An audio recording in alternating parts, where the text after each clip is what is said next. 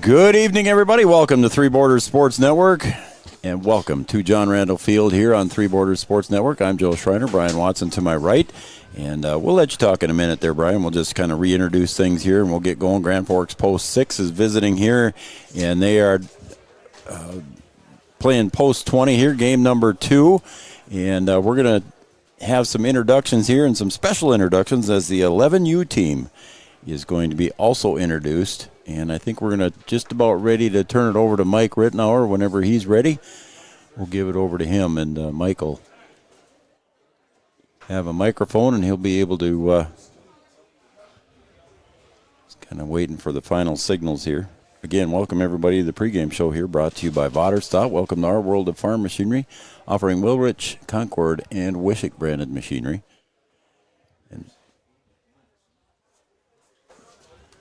And Brian, you take it for a second here. I got to go over here.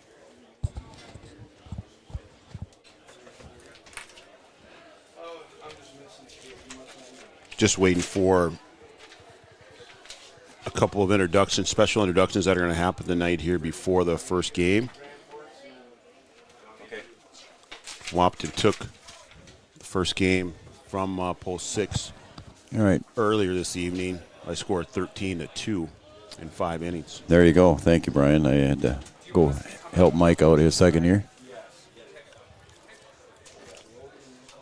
I believe as they introduce Post 20 tonight, the 11U team will be walking up with them. Going to be a pretty cool thing. Mike is getting the last second things put together here for the Grand Forks Blues, and he's taking a look to make sure who's matched up here. So we're almost ready to go here on the pregame show, brought to you by Vaterstad. Welcome to our world of farm machinery. And when Mike gets started, we will turn his microphone on, so we will be able to hear him introduce the teams. Looking forward to that here. There's the choir guys for the Boys State getting a nice round of applause. As they're heading down. We'll go down and sing the national anthem. Yeah. So, yeah, they were a lot of things going on here in between the two games, Brian. You and I were hustling there just to hit the restroom and get a slice of pizza and try to get things going. Here we go with Mike. Visitors on the scoreboard, they're non-starters. Starting out, number 12, Justin Roth. Number 14, Logan Nickel. Number 16, Noah Holter. And number 8, Tyson Ulmer. Now for their starters. Starting as a catcher, number 1, Gabe Tandy. Starting at shortstop, number 4, Braden Brevick. DHing, number 15, Noah Morkby. Batting fourth, playing right field, number 11, Josh Scribner. Batting fifth, playing third base, number 5, Connor Knutson. Yes. Batting sixth, playing second base, number 7, Blaze Walken. Batting seventh, playing center field, number 5, Brady Peterson. Batting eighth, playing left field, number 9, Jace Mason. And batting ninth, first baseman, number 6, Jacob Chine. And the coach for Grand Forks is Grant Larson.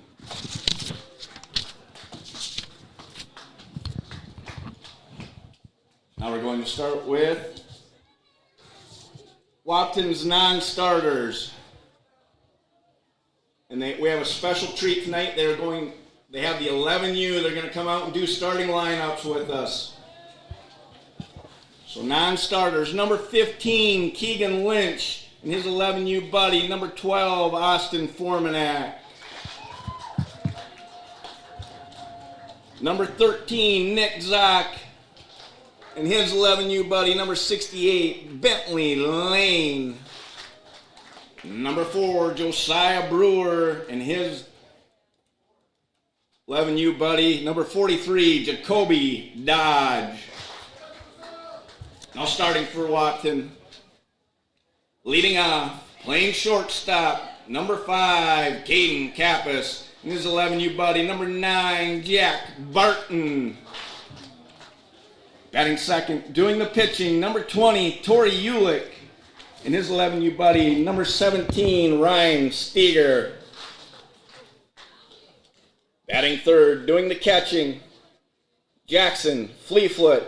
And his 11U buddy, number 13, Kyler Flack. Batting fourth, playing right field, number 6, Jaden King. And his 11U buddy, number 7, Parker Van Overbeek. Playing left field, number 9, Caden Hockert. And his 11U buddy, number 3, Preston Miller. Playing third base, number 11, Riley Timian. And his 11U buddy, number 11, Mason Erickson. Number 3, playing first base, or number 1, playing first base, Josiah Hoffman. His 11U buddy, number 22, Isaac Finney. Batting eighth, playing center field, number 2, Gavin Schroeder. And his 11U buddy, number 20, Tanner Bertelson. Batting ninth, playing second base, number 8, Jack Rittenauer. And his 11U buddy, Blake Zaleski. The 11U is coached by Nick Zaleski and Justin Erickson. Post 20 is coached by head coach Chris Kappas, assistant coaches Mike Schroeder and Steve Hocker. 11 new coaches, you got their names? Yep. They walked out there too, did you say them? Oh shit. Got him. You already did? Yep. Please rise, remove your headgear as the Boys State Choir is going to sing our national anthem.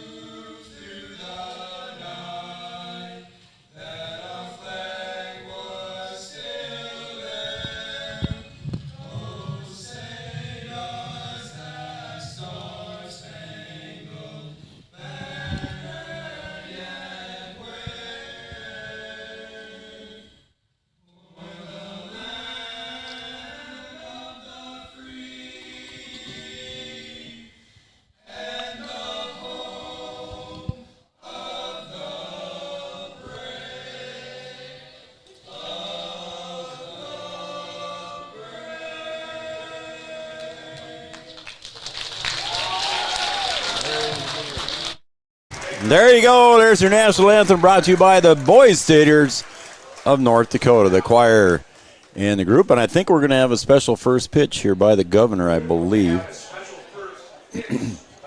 Ceremonial first pitch. I wrote his name down here, Brian, somewhere, and Hayden Fredrickson from Minot. That's it. So Hayden Fredrickson, the governor for Boys State, will get the ceremonial first pitch here underway as the 11U guys followed the guys and the starters and the reserves out there. It was a nice special touch there for everybody, and it's a great looking. That was just a little bit just a bit high, B-Dub.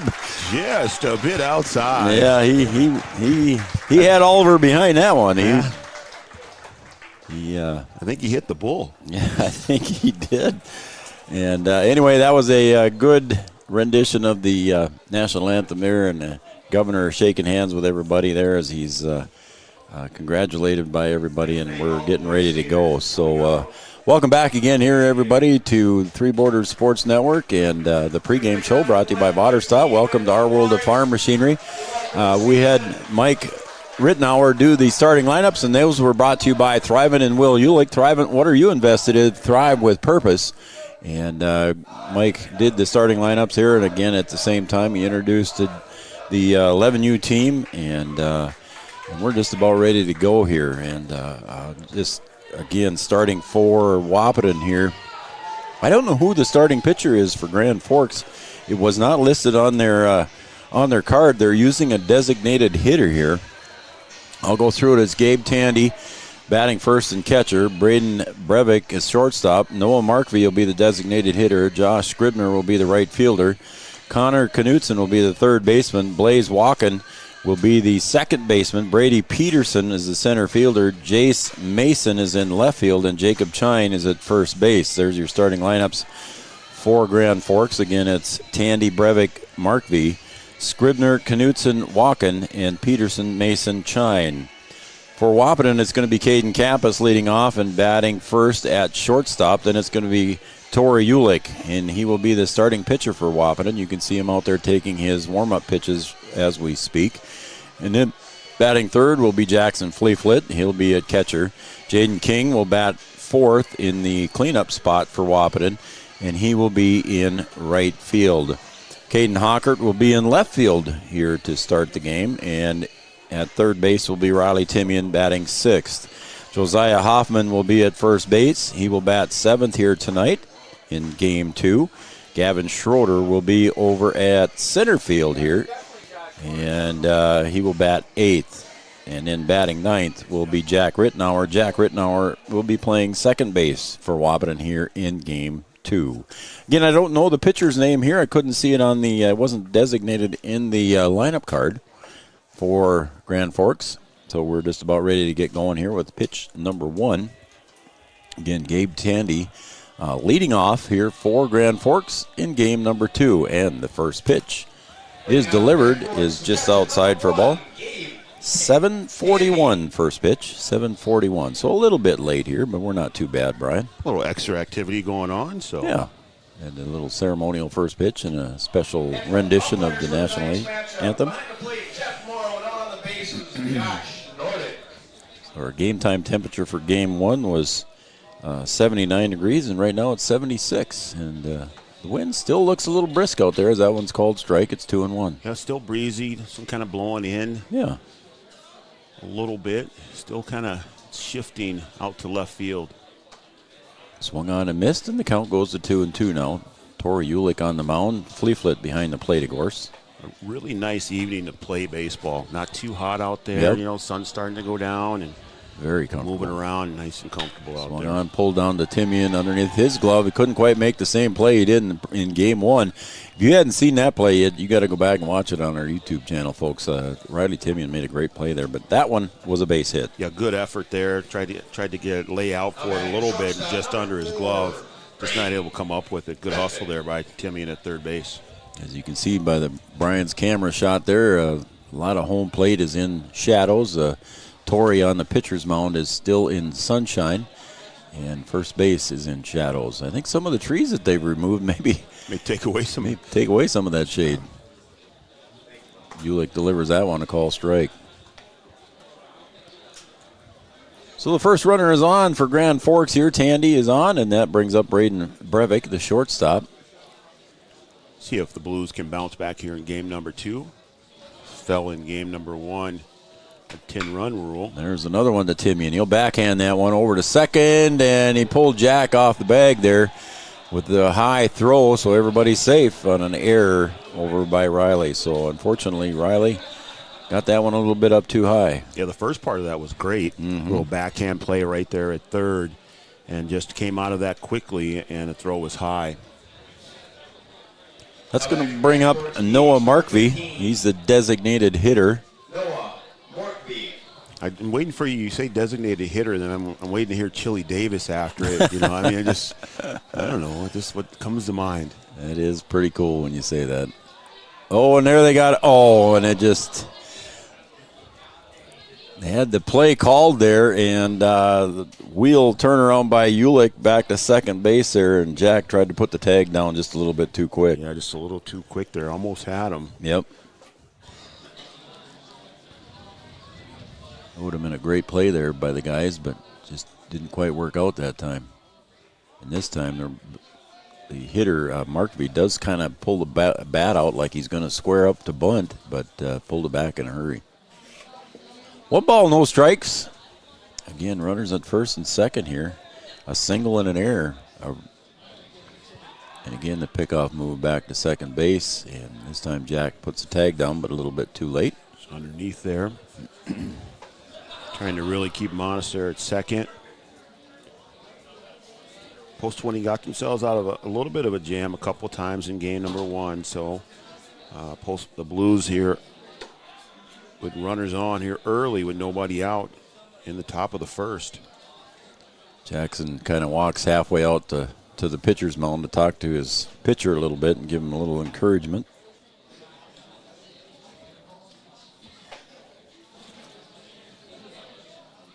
So the 2-0 pitch from Ulick. And again, squaring, but nothing there. And it's ball 3 to Markvey.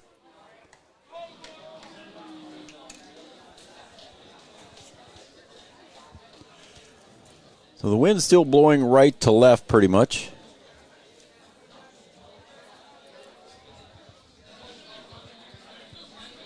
And the 3-0 pitch is ball 4. So the first 3 runners have reached here, Brian, in game number 2 for Grand Forks, and the bases are loaded. Yeah, a little different start to game number 2 for Post 20 here. They load up the bases right away. And Jackson wants to make a quick talk to his pitcher again, settle down, Torrey. Torrey pitched on the weekend. He just pitched 1 inning and in the championship game on Sunday. Jaden King started it, and then Coach wanted to limit the number of pitches that he had, so he brought in Torrey Ulick to pitch the final inning, and Torrey did quick work there and pitched the minimal number of pitches on Sunday, so he brought him back tonight, and right now Torrey's struggling a little. Yeah, they'll definitely have to settle down here and see if they can work their way out of a jam.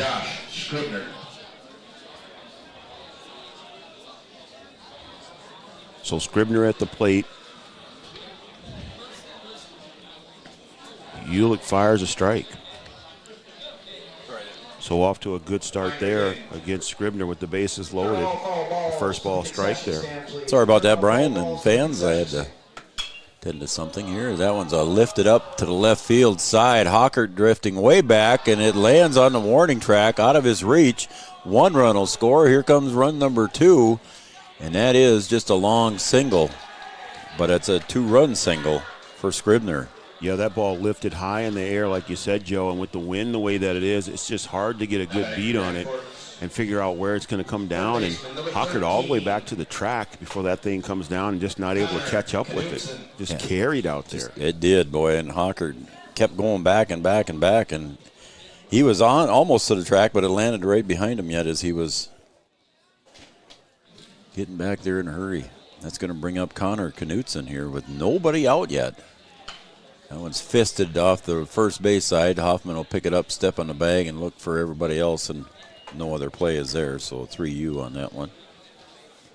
Kind of a funny one there. It kind of squibbed off the end of the bat. Yeah, it looked like it was maybe going to go foul and just right down the line. And that'll be the first out of the inning, and the runners slide over a base. It's going to bring up Blaze Walken, second baseman. 2-0 lead here already in the top of the first for Grand Forks as Torrey Ulick settles in now. Runners at second and third. As the ground ball out to first base there pushed everybody up. In game number 1, whenever post 20 was in a jam, they only gave up 1 run, and already given up 2 here in the first. Scoreboard sponsor, Farmers Union Insurance, and Kyle DeVries. Kyle's been with us since the get-go. Since day number 1. Was a call strike. It's 2-1. Our very first sponsor. Yep. And then right behind him was Thrivent and Will Ulick. He's been on board ever since the beginning, too. There, Ulick comes a little more overhand there and swing and a miss and a strike, too. So it's 2-2 now. See if Ulick can take care of this one himself. As Blaze Walken faces Tori Ulick, 2-2. Tried to break that one off and didn't quite break enough. Just doesn't look comfortable out there with his finish. Looks a little unsettled. Maybe just not happy with himself the way he started. I went inside. There's a call strike. Got on the corner on Yeah, the inside. did. Nice pitch there from Torrey. Kind of quick pitch that one, too. He came set quick, and he came home in a hurry. It's going to bring up Brady Peterson, the center fielder. Torrey's ready to go again. Let's see if that gets him back on track here. The senior that graduated from Wahpeton High School this spring delivers a strike to Brady Peterson. And again, in a hurry. This is where, as a hitter, you step out of the box and just kind of wait. You don't get back in, but he's going to get right back in, does Peterson.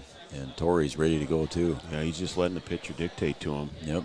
Swung on, popped to the left side. Kappa's going back in the sun and fights it and makes the catch. So the side is retired there, 3 outs in a row, but not before Grand Forks scores 2 and Strands 2 here in the top of the first. We'll go to the bottom of the first. Grand Forks 2, Wahpeton 0. Back after this. Since the inception of Vaterstadt, the spirit of innovation has led the company. We push the limits, providing innovative and reliable seeding and tillage solutions that simplify everyday life for farmers. We continue to reimagine the capabilities and technology behind farm machinery, providing customers with a perfect emergence while maximizing their yields. We look forward to growing together. Thrivent and Will Ulick provides clarity for where you are today, confidence for where you go tomorrow. Thrivent combines financial expertise with purpose-based planning to help you with where you are today and where you want to be tomorrow. At Thrivent, Will Ulick can help you address a variety of complex subjects to meet your unique wealth management needs, from retirement planning to investment management and estate planning. Thrivent, what are you invested in? Thrive with purpose. Thrivent and Will Ulick supports all area sports teams and wishes them the best of luck. Your first car. It might not have been perfect, but that didn't matter. You loved it because you worked hard for it. You took care of it, and it took care of you, your friends, and maybe that someone special. And through it all, we were there working with you, for you, to make sure it was a smooth ride. Then and down the road. Farmers Union Insurance. More choices, great rates, local agents.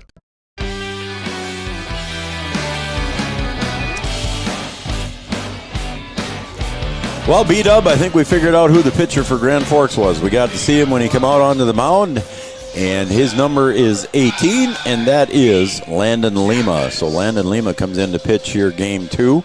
It wasn't on the scorecard, but we figured it out, man. There you go. That's what my college education does for me. Lima at third base in game number 1, so moves to the pitching mound. Yep. There you go. And that's going to bring up here now as the Post 20 boys trail here in the bottom of the first. 2-0 here as Caden Kappas is going to step up to the plate, leading off for Wahpeton.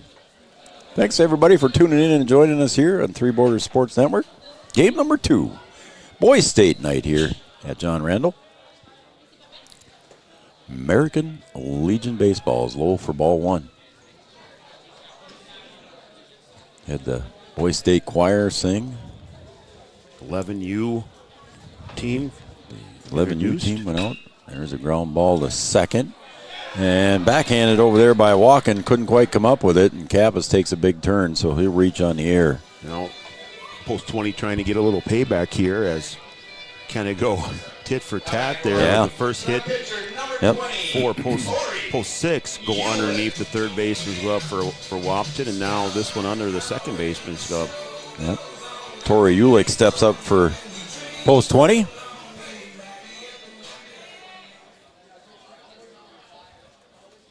Runner at first is Kappas. We'll see how long it takes him to go. And sure enough, there he goes. Tori Ulick pops it to the left field side. Battle with the sun over there. And making the catch on the other side. And I wrote down my defense wrong here, buddy. Uh-oh.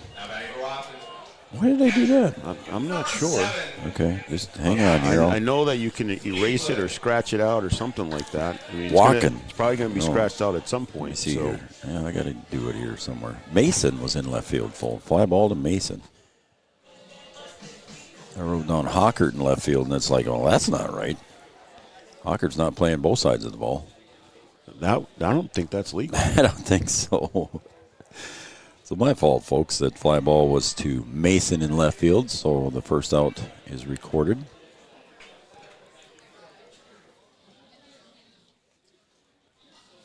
Now batting for Wahpeton is going to be the catcher, Jackson Fleeflet, wearing number 7. There goes Kappas again. Pitches up high, and Kappas is going to get in easily as the throw is wide. And there they go, post 20 again, being aggressive early. Yep. Trying to get a couple runs back after they gave up 2 in the top of the first. How's that new camera angle working? Still working good? Pretty good, yeah. Your mounting job out there, It's got a little bit of a wobble in the wind, but it's but it's battle all right. in the wind out there, but I'll give it to you. yeah, well, it was quick. I was here at 2:30 setting it up, and then came up with the idea, ran home, went to the hardware store, got a couple of pieces of hardware. Yeah, Tried to do it quick. Yeah, it's been pushed around a little bit, but we'll get her dialed in. Yeah, we'll get it. We'll get it there. And then we're gonna have a few more surprises coming here, I think, on the baseball season as Jackson Fleeflet works account 3-0. See if that one comes up high above the shoulders, and Fleeflet will get the free pass to first base. So now runners at first and second for Wahpeton. That his third walk today. He had 2 in the first game and another now. Well, you know what? I can just flip the page and tell you. You are correct, man. Who needs a book when you got Brian Watson? Well, you know, I got the big brain going today. That was his third walk of the day.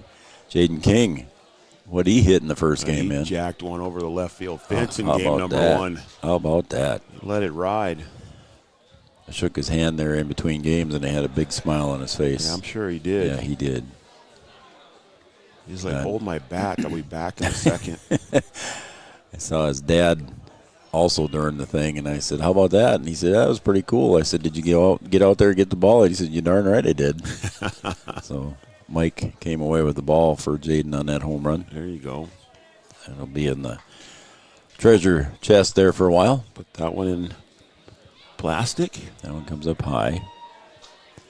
So Jaden King ahead in the count now. 2 balls and 1 strike to Landon Lima.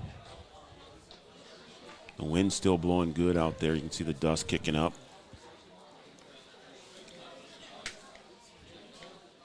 Anything hitting the air could be a problem. Swing and a miss. Some of those high routine fly balls that you see won't be so routine. I was really in a hurry. I wrote Hoffman down at first base defensively, too. Do you know what you're doing? I hope so. Don't worry. He's a pro, everyone. Swing and a miss there. That one was outside for ball 3, but Jaden King thought better of it, and he took a swing at it and missed, and it's going to be out number 2. And he did in the first game, he did chase a few balls that were outside. True. I mean, that's something that he likes, and he went after that one with no need. Yep. Caden Hockert's going to step up to the plate now as Fleeflet comes in. Courtesy runner at first base is Mr. Brewer. Joe over at first base for Fleeflet, and there go the runners. Swung on and fall back into the fence. Trying to get the runners in scoring position. He's already got Kappas in scoring position, but Coach Kappas, again, like Brian said, being aggressive. Yeah, want to try and get both of those runs back if you can here.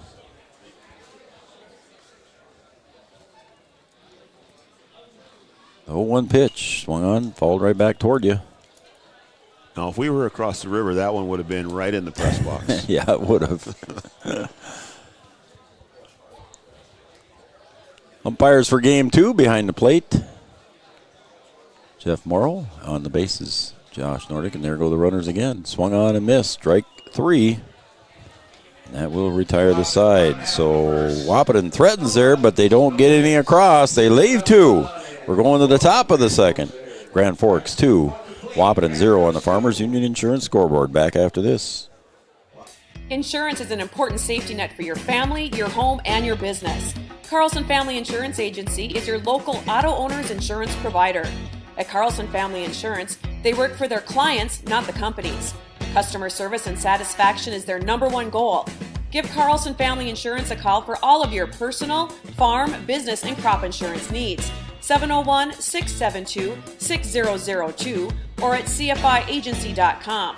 Carlson Family Insurance, your auto owner's insurance agent. OSPTI has been the therapy clinic of choice for over 15 years here in the southern Red River Valley. At OSPTI, they strive to have the most up-to-date treatment options available with their hands-on method to decrease your symptoms and ensure quality care. Their motto at OSPTI, we strive to meet your goals. Locally owned on 5th Street North in Breckenridge. OSPTI.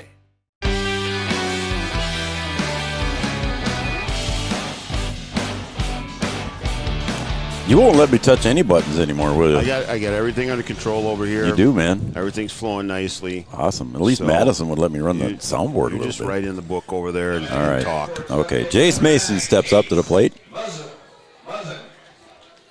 I even have my scoreboard right.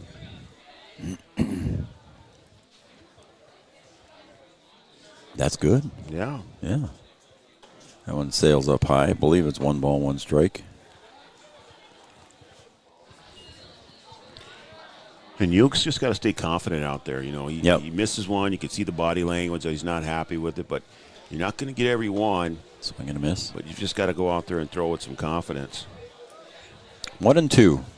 You know, sometimes if hitters see you, you know, kind of have that negative body language, then that gives them more confidence at the plate. Swung on and missed and a strikeout. Recorded in the book. So like you said, Brian, just keep that confidence. That's the second strikeout there for Ulick now. Yeah, he'll be happy with that one. That can get him going, keep him with that positive attitude.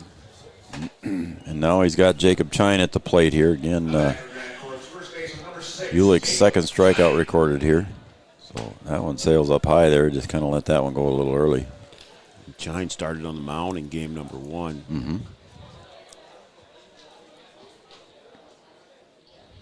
Swung on and missed. Strike 2, or excuse me, strike 1. 1 and 1.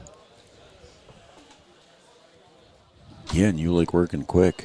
He wasted no time out there. 0. Gets the ball, looks, sets on the rubber, and gets the sign, and Fleetfoot brings it in for ball 3.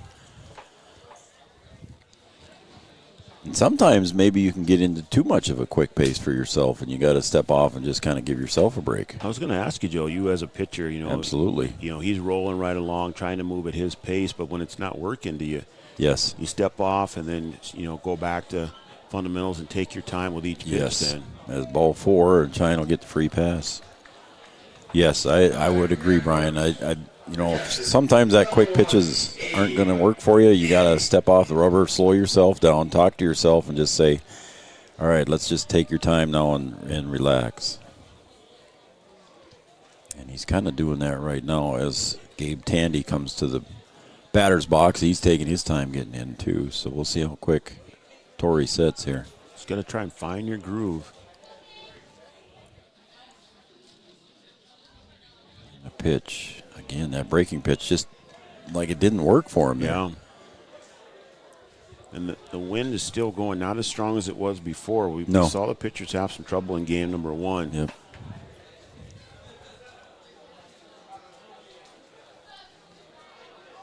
So it's a 1-0 pitch here from Torrey. Again, taking his time a little bit on this one, though. That one swung on and missed. And that one looked like it moved a little bit inside. It did, didn't it?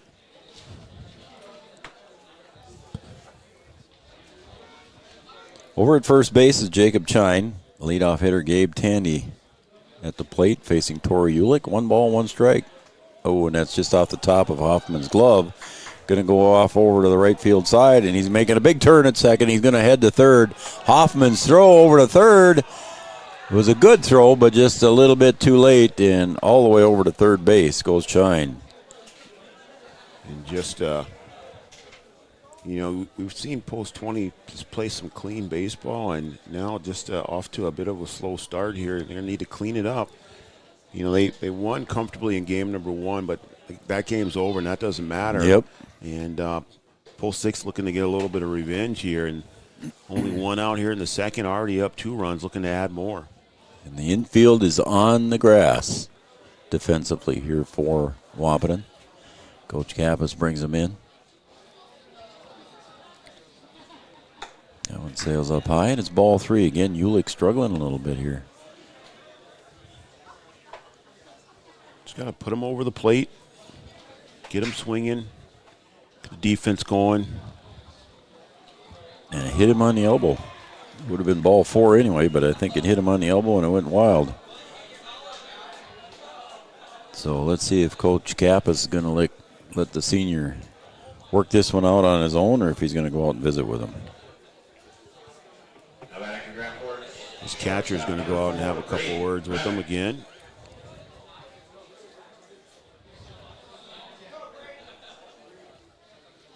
Sometimes you can get your teammate to pick you up. You're not rolling the way that you feel you should be. So we'll see if the words of Jackson Fleeflet can right things a little bit.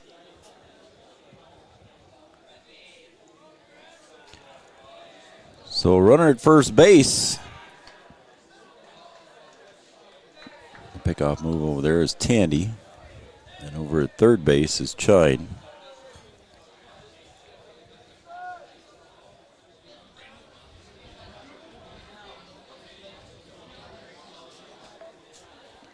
Again, Tori Ulick.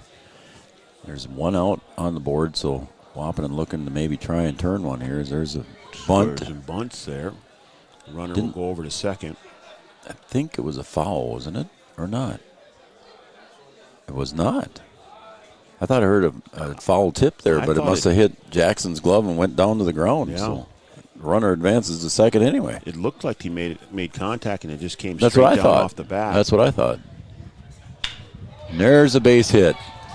Into center field. Picking it up is Schroeder. He'll come home with it. And cutting it off to second base is Fleeflet. And Kappas and Rittenauer collide there on that one. Not sure who was going to get it, but Jack came up with it. So just 1 run scores on that base hit by Breivik. So Post 6 here being productive in the early innings, only able to come up with 2 runs in game number 1 and already with 3 runs here in the first 2 innings. Yeah. Noah Markvey steps up here. He walked in his first at bat and got as far as third base. Again, infield on the grass. And that one hits Markvey in the shoulder. And just a tough start here for Ulick on the mound for Post 20. Coach Kappas going to let him try and work his way out of it. Scribner checks up to the plate now. He singled in his first at bat. Got a ball back here that we got to retrieve, and now we're good to go. So yeah, it's Torrey struggling a little bit here on the hill. And the pitch popped out to center. Schroeder going back. Out of his glove. It was in his glove and popped out as he was running backwards. Again, that wind, Brian. 1 run will score. 2 runs will score. And a 2 RBI double for Scribner. That ball hit to the deepest part of the park, and Schroeder just didn't get a good jump on it. And that one, he thought maybe he could get right to it. Hit him right in the glove and then just bounced out. Just kept sailing on him. Yeah, it did. The wind's not blowing straight away, but it is blowing out, and that one just carried on him. Yep. It's going to bring up Connor Knutson. He grounded out to Josiah Hoffman at first base in his first at bat, and a good block there by Fleeflet. And still just 1 out in this inning. And Grand Forks with 3 more runs than they had in the second game already here in the second inning. Yeah. Swung on and a line drive to Jack Rittenauer at second base, and everybody stays. So that eases the pain a little bit. 2 outs. First base open. So 2 outs on the board here, and that's going to bring up Blaze Walken. That ball gets over the head there at second base, and 2 more will score. Oh, man, yeah. Blaze Walken caught looking in his first at bat.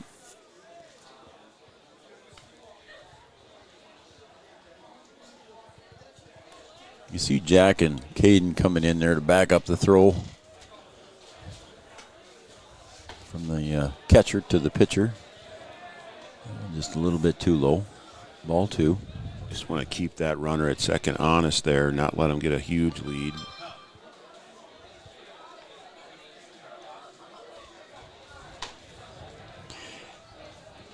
To me, that was ball 3. To me, on that one there, Torrey turned and looked toward home plate and just started coming home and didn't even look at the target. Just got to get back to basics. Now Joe. he's looking at it. There he it comes is. right down the middle. You're right. Just right back to basics here. So Torrey just picks up the sign. I'll turn and look to the catcher and see he was quick there, but it came across. And there's another base hit down the right field line. 1 run will score, and here comes, being held up at third base. So runners now at the corners on that base hit RBI. And Grand Forks piling on the runs here. Kind of the way Post 20 did in game number 1, where they put 7 on the board in the second inning, bottom of the second inning. Yeah. Batting center fielder number 5, Brady Peterson. So that's going to bring up the that's going to bring up the 9th hitter here in the inning. Grand Forks is batted around. Brady Peterson at the plate. Takes low for a ball. Post 20 going to have to dig themselves out of a hole here. You have to get the bats going there, and that one's fouled off on himself there inside the batter's box, so it's foul ball. It's 1-1. Don't want to let him get too far out of reach I was here. just going to say, you don't want to dig that hole too deep. Swung on, and there's another base hit to right center. That one's going to make it into the gap. Nope, Schroeder cuts it off, but there's going to be runners at the corners once again. Well, Grand Forks starting to find the groove here, getting in a little bit of batting practice. Scribner scores, walking to third. Peterson with an RBI single. And here comes Coach Kappas, I think. It's going to bring up. Grand Forks, left fielder number 9, Jace Muzzin. It's going to bring up Jace Mason, and that mound visit's going to be brought to you by Carlson Family Insurance, located on 2nd Avenue in downtown Wahpeton. Carlson Family Insurance works for the customers, not the companies. Customer service and satisfaction is their number 1 goal. Well, do you think he stays? I think so. I think he's going to make him work through it. Yeah. Sometimes you just gotta let a player try and work through some tough times. You can't just take the easy way out. You kind of want to see what he's made out of, and you're going to be in tough times, whether it's on the field or in life or whatever. And you just got to figure out a way to work through it. And sometimes you can, and sometimes you can't, and then you just have to deal with it and move on another day. Yep. And I think, it was funny that. We talked about it on the weekend, and we talked about it off air, actually. It would be fun to be able to put up one of our lapel mics on the coaches to go out there. Well, don't put it past me, Joe. I've certainly had that in mind. It's just a matter of logistics and what we can't control what gets said. Well, we can't, and I mean we are on the internet, so it doesn't really matter what's said. But popped up in the infield. Ooh, I didn't know for sure who was going to take it there. Hoffman started coming in, and Ulick. Go ahead and finish your thought, Brian. Well, I mean, we can't really control what's said, but we are on the internet, so, I mean, we're free to put on whatever, but it still is kind of a family show. Yeah. I'm not saying that it gets out of hand, but we don't have a lot of control. And but it would be nice, and we don't want to give away too much, information that coaches may not want to give away or things that are being said or whatever, but it would be nice to kind of maybe, just kind of get some inside information or just kind of hear what goes on. Little League World Series. Yeah, they do. Those coaches are mic'd, and they know that they are. So, I mean, I think that maybe after we get some camera work done here, it might be something that we can look at. Hey, buddy, I think it'd be fun. All right, folks, we got to thank the city of Wahpeton too. City of Wahpeton here, a lot of great things to see and do. A lot of great places to eat and shop. You got Chehinkaba Park down here with the zoo and the Boy to Sioux Golf Course. You got John Randall Field here that we're looking at on a beautiful night here in Chehinkaba Park. You've got the swimming pool and all kinds of fun things and playgrounds here to do in the city of Wahpeton. So we want to thank them for jumping on board as well. We appreciate all our sponsors allowing us to bring these games to you. Yeah. Could not do it without the help of our sponsors. We really appreciate that. Right. Wahpeton Daily News, the Red River Human Services, Three Rivers Crisis Center, Digital Guru, First Community Credit Union. Don't forget Gripper Sports downtown Wahpeton on Dakota Avenue. Gripper Sports got all your favorite team sports apparel. Thrivent, OSPTI. We just go on and on and on with everybody, but we appreciate everybody doing it, bringing you free baseball here that you can watch on Three Borders Sports Network. Let's see if Post 20 can get the bats going. They were able to get them going in game number 1, and there we go. We get on base right away to start the inning there with a hit by pitch. Riley Timian gets plunked into the left hip, and he'll go down the first. Yeah, and this weekend here as Josiah Hoffman steps into the box, we got 2 Shrine games coming up from Mayville. And Brian and I will have those. I think we're going to be lucky enough to get Wade Gilbertson to come in on the 11-man game with us as well. Yeah, it's going to be nice to have a high school head football coach in the booth with us. He did a nice job last year, so we figured we'd bring him back. I hope he knows he's not getting paid again. Hoffman to Knutson at third, over to second to Walken, and relay to first, not in time. So a force at second base, and Hoffman reaches on the fielder's choice.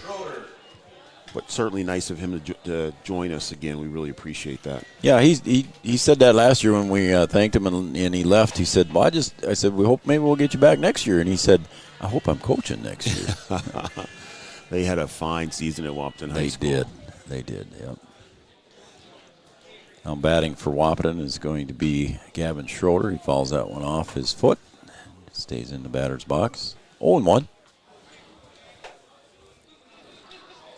So, yeah, 2 football games coming up on Saturday at 4 p.m. and 7 p.m. Unless they do some changing with the 100-degree heat coming, I don't know. Yeah, we'll see how that goes. It's going to be a hot one. Yep. Practice is going on right now. I think press day is tomorrow, so I might go up there and attend media day. Pitch there is popped back, foul, onto the roof. I told Chad over the weekend he was going to have to go up with a toilet plunger and get those dents out of the roof. He might have to.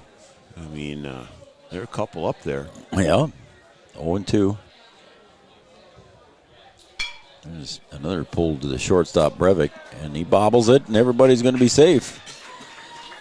So an error on the shortstop gives Wahpeton a little bit of life here in the bottom of the second, trailing 7-0.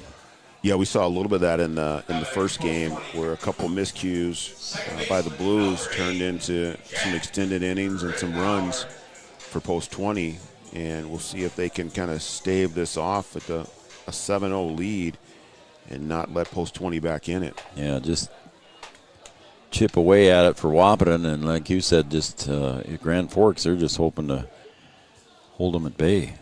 They just want to stay mistake-free. Yep. I think, in that first game they had some miscues. And a line drive right back to the pitcher for the double play. Lima to Breivik at second base.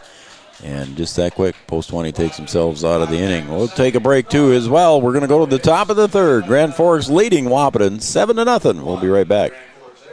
Did you know that we serve nearly 1,500 square miles across North Dakota and Minnesota? Or that we've been around for over 60 years? How about that we've got 3,000 miles of fiber optics powering one of the best networks in the region? The best part? We're a cooperative. That means we're continually reinvesting in our communities to make them better than ever. We are Red River Communications. We've been recognized as a leader for helping our communities be great places to live and work. To find out how we're helping connect our communities, visit redrivercom.com/. We asked the team how we should celebrate the $2 million given to CASASA members last year.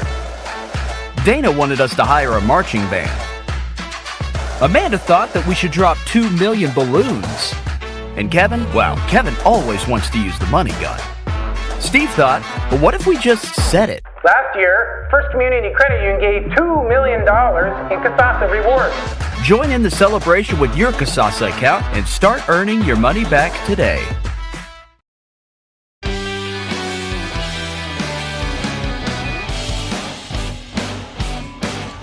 Welcome back to Three Borders Sports Network. John Randall Field here in Wahpeton, North Dakota. Grand Forks Post 6 is leading Wahpeton Post 20 by the score of 7-0 on the Farmers Union Insurance scoreboard. Farmers Union Insurance and Kyle DeVries.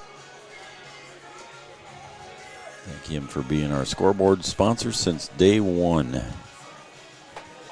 So yeah, Wahpeton's we're going into the top of the third. Both these games count, Brian, in the standings. So I mean, it's not like you win the first and you can just kind of coast in the second. That's not going to happen in this game. No, they're just going to have to, get some pitching under control here and see if they can settle Ulick down and just throw some strikes and make the plays that you need to make, and then try and get the bats going again like they did in game number 1. Yeah. Swung on and missed there by the leadoff hitter for inning number 3 is Jacob Chine. They're capable of putting runs on the board, but Grand Forks showing that they can put runs on the board too. Yeah, they sure did.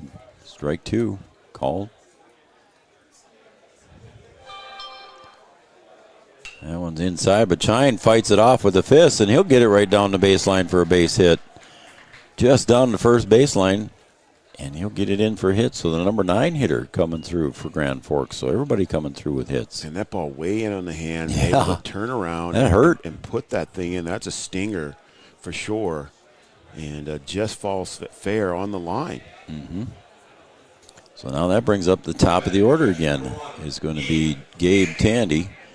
Gabe Tandy so far has walked and scored and was hit by a pitch and scored. So leadoff hitter steps up to the plate here for Grand Forks. Ulick flips it over to Hoffman, back safely. Over at first base is Chine. And right now, everything going right for Grand Forks at the plate at least. The pitch comes up high.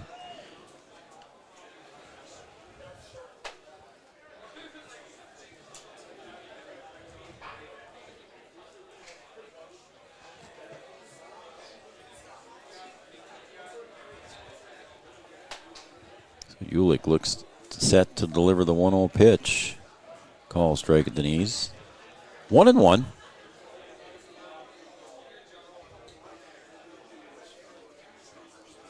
One ball, one strike. Grand Forks leading 7-0 here. In the top of the third. There goes the runner. Fleeflet down to second. Caden Kappas puts the tag on, and that is a nice throw by Fleeflet right on the money. That thing was just right on the money, right on time, not even close. And I don't think you want to challenge that young man's arm right there. No. So Fleeflet got up, threw a bullet down to second base right at Caden Kappas' waist, and all he had to do was bend over 3 feet and put it down and wait for the runner to get there. That's what you want to see as a catcher and a pitcher. So it digs the pitcher out of the hole, too. Post 6 gives one back there almost. Yeah. He got a nice lead. I know you want to be aggressive, but more important to extend that lead if you can. Again, Ulick floats that one outside. It's 3-2. Torrey's got to be getting up there in pitch count for only being in the third inning, too. With the way that things have gone on the mound for Post 20, Swung on, fouled away. You know, why take that chance on a really good catcher who's got a cannon? Mm-hmm. Just ride it out and see what you get. Yeah, as Jackson decides to go out and talk to his pitcher, and he and Torrey have a few words and said, yep, okay. So I don't know. Trying to remember the pitching order from the weekend here after Torrey's. If he gets too high a number. Trying to remember how everybody did it there as Gabe Tandy walks. If I look back in my coloring book, I can probably figure out who it was, but I did that. You've got the notes to do it. I do. Just need to do it and find the right pages. Now come to the plate is Braden Brevik. Reached on an air and scored, singled, and scored as well. That's a call strike.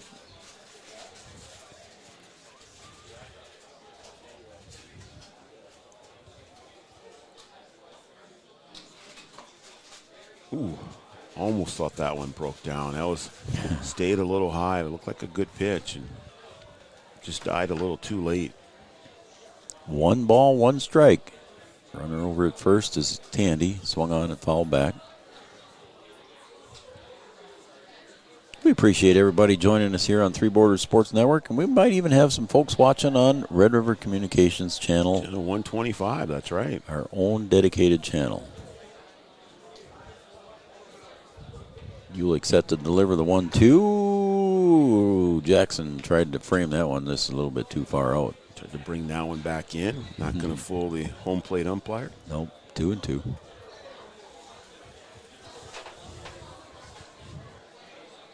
Swung on, pop foul, out of play. Watch out there, little people. One of the 11U's chasing that one. That's good. Run that thing down. Got some red uniforms with blue sleeves with stars on them. They're pretty sharp, little uniform top they have. Might see them tracing around in a little baby blue. Just outside. Ball 3, and again, Jackson wants to go out and talk to Torrey.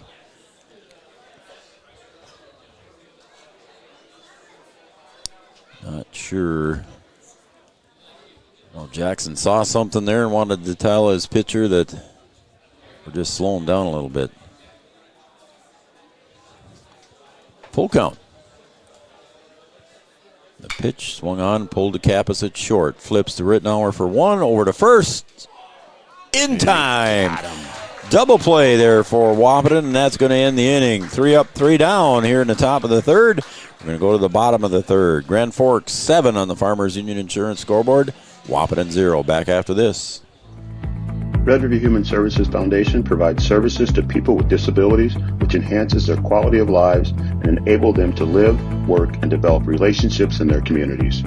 Red River Human Services Foundation has multiple direct support professional positions available in their Wahpeton, Fargo, and West Fargo locations.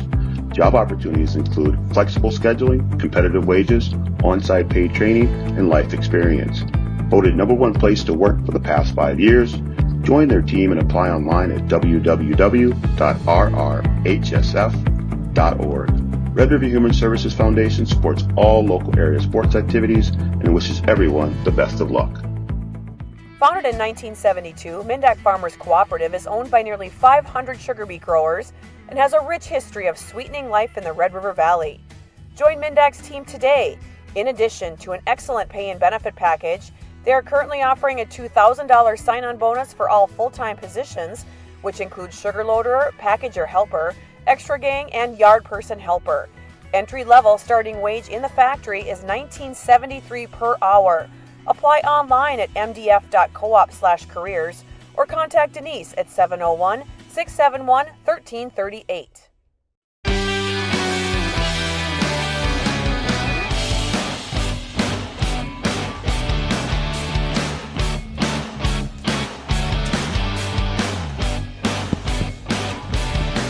All right, welcome back to Three Borders Sports Network. I'm Joe Schreiner. Brian Watson sitting off to my right, running the board, running the computer, running, oh my goodness, running everything.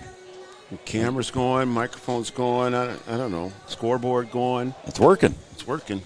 Knock on wood, man.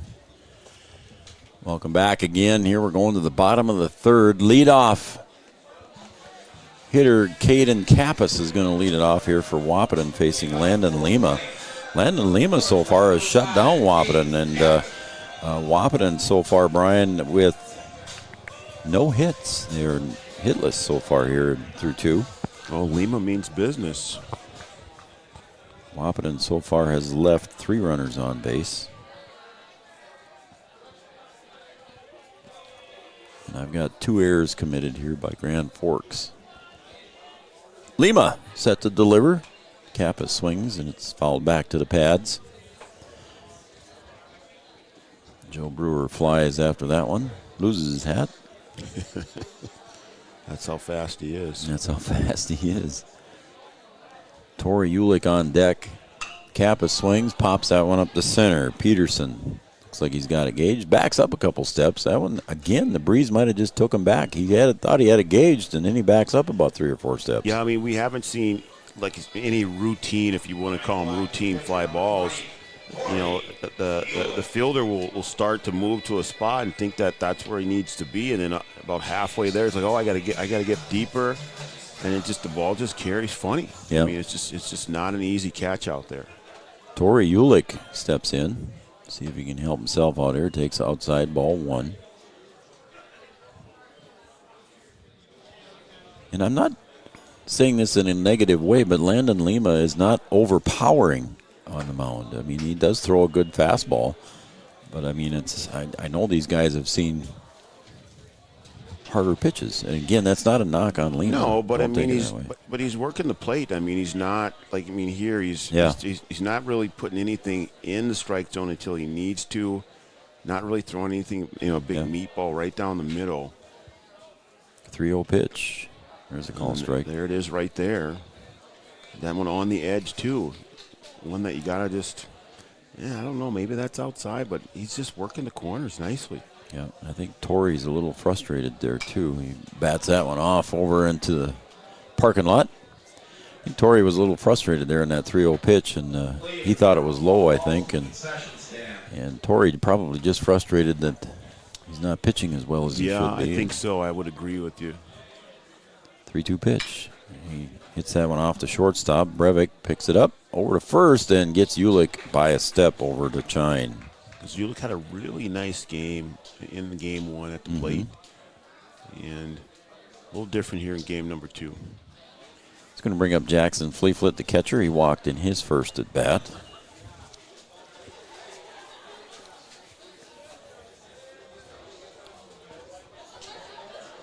But if Lima's able to just, do his job and, with the 7-run lead, you give up a run here, a run there. I mean, he can stretch this game out and get the thing done. He knows that he doesn't have to be completely shut down every inning. That's popped up to the right side behind the plate, and the catch, given a good chase was Tandy behind the plate there. Made a dive, and it might even hit his glove. It was right down in front of us. Yeah, and I think he was able to track that thing down. He hit right in the glove, but as the ball hit, his elbow hit too, and just not able to squeeze it. 1 ball, 1 strike to the catcher, Jackson Fleeflet. Good effort there behind the plate. Getting some of the 11U boys still here. There's Fleeflet's pop fly to center, and that's going to be trouble back there. But, making a snow cone catch was Peterson. Saw some white on the top of his glove there, but it looks good in the book as a fly ball to center field. And that is 3 up, 3 down for Wahpeton here. 1-2-3 inning for Landon Lima. We're going to go to the top of the 4th. Wahpeton trails Grand Forks on the Farmers Union Insurance scoreboard, 7-0. Back after this. Three Rivers Crisis Center is offering support to survivors of domestic violence, sexual violence, and child abuse in Richland County for now over 25 years. It's free and strictly confidential. 24/7 access to support and resources including counseling. Get help, identify abuse, plan for safety, support others, and get involved. Three Rivers Crisis Center's 24-hour crisis line is 701-642-2115. Insurance is an important safety net for your family, your home, and your business. Carlson Family Insurance Agency is your local auto owner's insurance provider. At Carlson Family Insurance, they work for their clients, not the companies. Customer service and satisfaction is their #1 goal. Give Carlson Family Insurance a call for all of your personal, farm, business, and crop insurance needs. 701-672-6002 or at cfiagency.com. Carlson Family Insurance, your auto owner's insurance agent.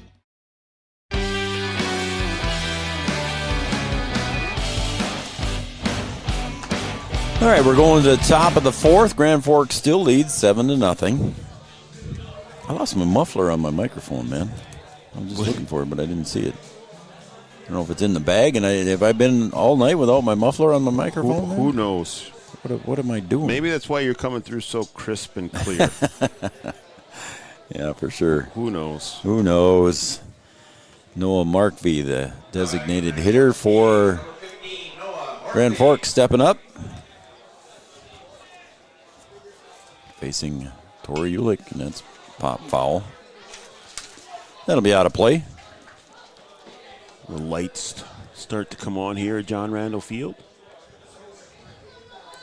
Dusk at Chihinkapa Park. Breeze still blowing. It is. Gusting at times. And, in that last out, I thought that ball was going to get over the center fielder's head. Pop to right, and it's going to be playable by Hoffman up against the fence, but it's going to be just out of his glove. Okay, go ahead, Brian. That one just bounced out of his glove there, but I thought that ball was going to be over the center fielder's head, and we've seen the ball carry, and that one just seemed like it just held up, and he's able to bring that thing in. Yep. Because he didn't move right away. No, he thought he had it gauged right off the bat. 1-2. Just off the plate. 2-2.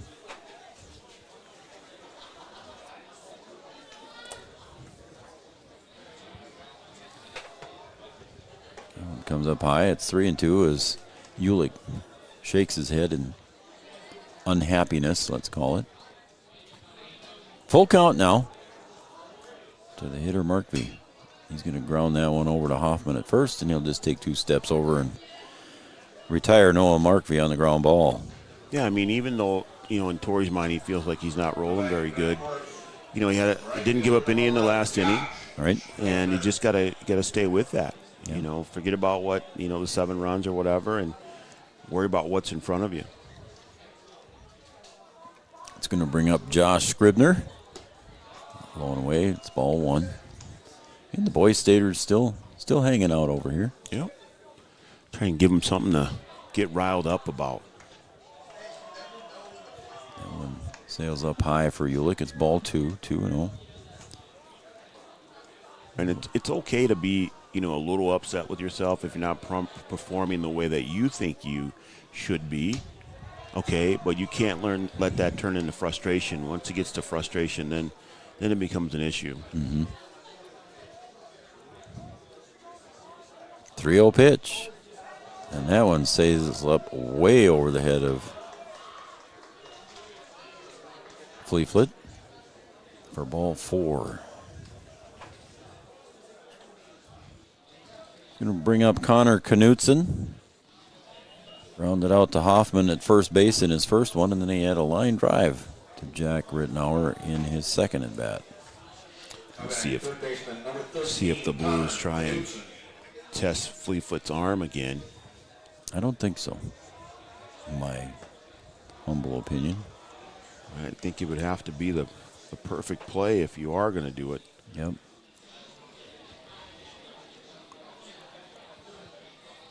1-0 pitch in the dirt, ball 2.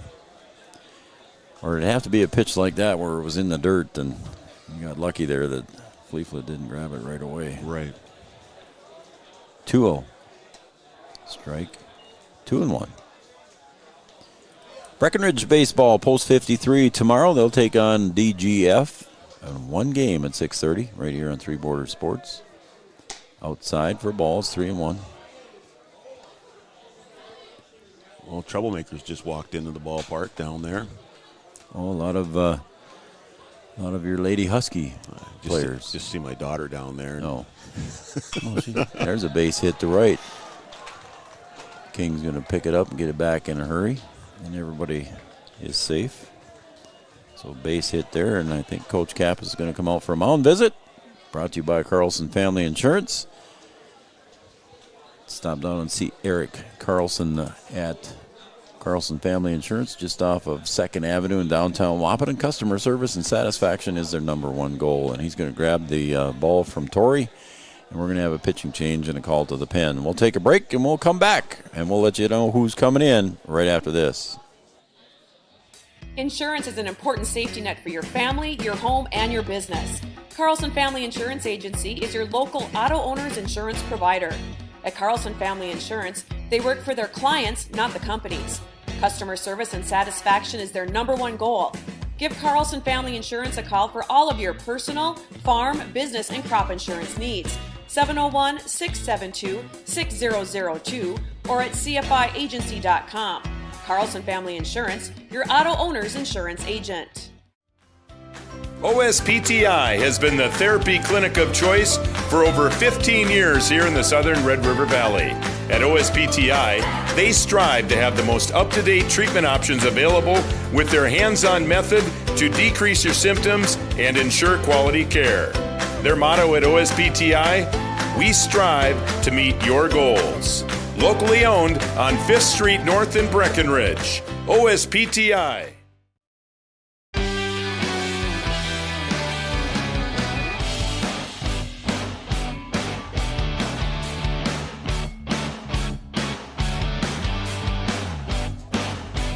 All right, welcome back to Three Borders Sports Network. Looks like Riley Timian coming in here for Wahpeton to take over in relief of Tori Ulick. And then moving over to third base will be Caden Hockert. And I believe, where did we go? Tori go back out to center, Brian? Tori's out in center field. Okay, and then Schroeder must have went to left. And looks like Schroeder is in left. Dane King still in right field. And you said that Hockert is at third. Hockert's at third, yep. And then Riley Timian on the mound now, taking over. And this call to the pen was brought to you by OSPTI, your therapy clinic of choice with locations in Fergus Falls, Hankinson, and, of course, in Breckenridge. OSPTI, our call to the pen sponsor. Riley Timian coming in from third base. See if Riley can get things done here on the mound, coming in to relieve. Hold off this Blues squad who's tacked on some runs here in game number 2 after coming up with only 2 runs in game number 1.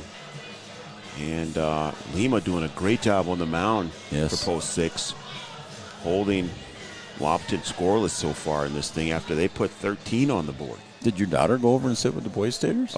Who knows? She's sitting down there in the front row with her friends. Oh, okay. All right. Her crew down there. All right. Like I said, they used to, before the pandemic, used to come in here and beg for girls to come to their dance. They'd have a dance every year on a Wednesday night after the ball game, and they don't do that anymore. I don't think they have their dance anymore because they just couldn't get girls to come. Well, that's no good. Yeah, it was no fun. All right, here we go now. Riley Timian on the mound. He'll throw a strike there, and Hockert's going to pick it up at third. He's going to tag the runner out at third, and that is the only out that he's going to get. So that'll be the second out recorded here for Wahpeton on the ground ball to Hockert. Well, you get what you need there. You get the lead runner, and you get your second out. And runners at first and second still got forced on the bags. So you just got to throw it over the plate, get something on the ground, and get out of the inning and get out of here. Yep, Brady Peterson up at the plate now for Grand Forks. Timian comes just a little bit wide. It's 1-0. So Wahpeton's got some work cut out for him here as they trail 7-0 in the top of the 4th. Grand Forks threatening again here with 2 runners on. Pulled to the right side. Jack's got a charge. Rittenauer to Hoffman for the out, and that's going to end the inning here for Wahpeton and Grand Forks. So Wahpeton's going to come in to hit in the bottom of the 4th. But, Grand Forks Rands 2 here in the top of the fourth, and we're going to go to the bottom of the fourth on the Farmers Union Insurance scoreboard. Grand Forks 7, Wahpeton 0. Your first car. It might not have been perfect, but that didn't matter. You loved it because you worked hard for it. You took care of it, and it took care of you, your friends, and maybe that someone special. And through it all, we were there working with you, for you, to make sure it was a smooth ride. Then and down the road. Farmers Union Insurance. More choices, great rates, local agents. The Wahpeton Daily News wishes all area sports teams the best of luck this year. The Wahpeton Daily News thanks you for supporting local journalism, including the Daily News and the News Monitor. Keep up with local news, sports stories, and personal interest stories in our papers. Check out www.wahpetondailynews.com for more information about our e-newsletter right at your own computer. The Daily News supports all area sports teams and wishes all of the teams the best of luck this season.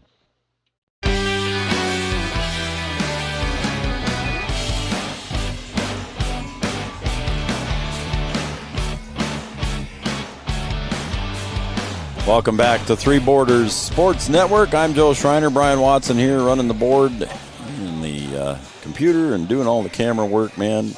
You are something. I'm going to give myself a raise. You should. Yeah, I'm going to have to. Am I due for one? Well, I mean, you did do some handiwork out there in center field, and wait till you get out there to see it. I'm afraid. I'm afraid to really go out there. But the nice thing is, Brian, the camera hasn't fallen down yet. No, so it hasn't fallen down. We've got a transmitter out there, so we didn't have to run 369 feet of cable across the baseball diamond. So that was good. Yeah, I don't even know if it would work that well. I mean, it's possible. But it makes it easy. So you got that cool little transmitter that you purchased, and yeah, we found some nice finds. We may be making a few more purchases here. So okay, I'm all for it. Strike one to Jaden King on the foul ball, and that one he pops straight up in the air. That's a home run in a silo there, buddy. And getting over to make the catch is Brevik. Not an easy catch though. Nope. I mean, he was going backwards, and coming in was Peterson from center field. Jaden had the home run in the first game.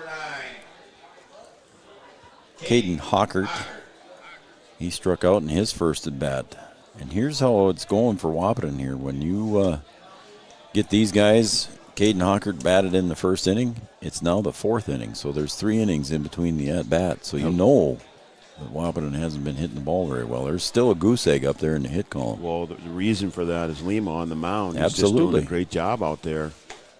And, nothing fancy, not overpowering people, just kind of working the plate, throwing to his spots. And the guys behind him are doing a good job. They're playing a cleaner baseball game than they did in the game number 1. And they hit the ball early in the game here. Yeah. They've held scoreless here in their last 2 innings, but they were hitting the ball in the first 2 innings. That one's popped away into the foul territory. Out of play. And that's one thing that we're going to try and do here as we add some vantage points, try and get the whole field in play so we don't miss some of those plays. There's some things that are happening out of our camera view right now, and we'd like to be able to catch those shots. Knutson unable to handle it, and Hockert reaches on the air.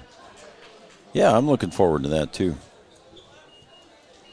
But you got to be quicker on your fingers than to switch the buttons. Yeah, but I don't know. We'll see what happens. When I'm by myself, though, man, I ain't gonna be... we can, we know what we can do and when we can do it. There you go. Yeah, so that's a good way to put it. We don't have to push the envelope too much. There you go. Our goal is to bring as much action as we can, and sometimes we can bring a little more than other times. So. Very true. Timian fakes the bunt, but that gives Hockert plenty of time to get down for the stolen base. So again, down 7 runs, Coach Kappas keeps the aggressiveness going. Is to take the double play out of it. Timian at the plate took a ball on the first pitch. Timeout here. The umpire steps out. Oh, they must have appealed to see if Timian offered the bunt. Yep. Lima comes home, outside for a ball.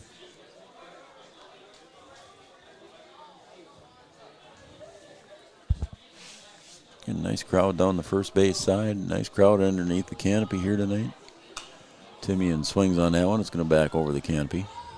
Nice night to watch a baseball game here, John Randall. Absolutely. Come down to the park, enjoy a ball game. Tonight's paid attendance? 0. Oh. I'm here all week. You'll be that here. One might have hit Riley. Yeah, he'll be here all week.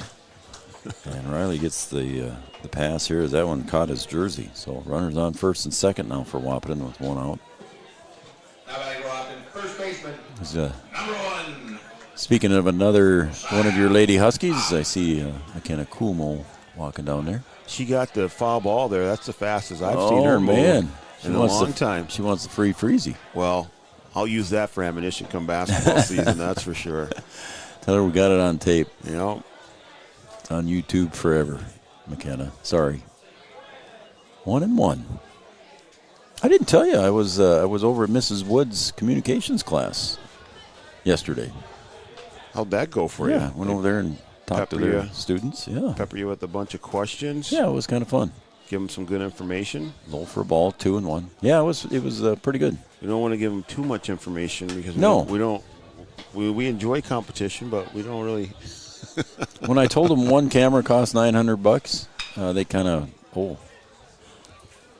Did they play over to second base, thrown away there. Walken had to go and recover. Knutson picked it up, flipped it over to Walken, but just wide in there. Everybody is safe. So here we go, post 20 with the bases loaded. And just as we were talking about the Blues playing cleaner baseball game than they did in game number 1, some of the 2 errors in this inning alone.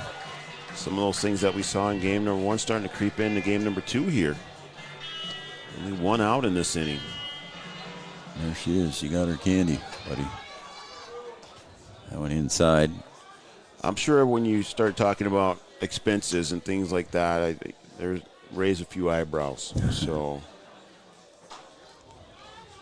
1 ball to Gavin Schroeder. Swung on, fouled back into the net. It's 1-1. Yeah, when I told the students at one camera, well, how much does everything cost? And I just told them the camera that we bought was $900. Oh, okay. Wow.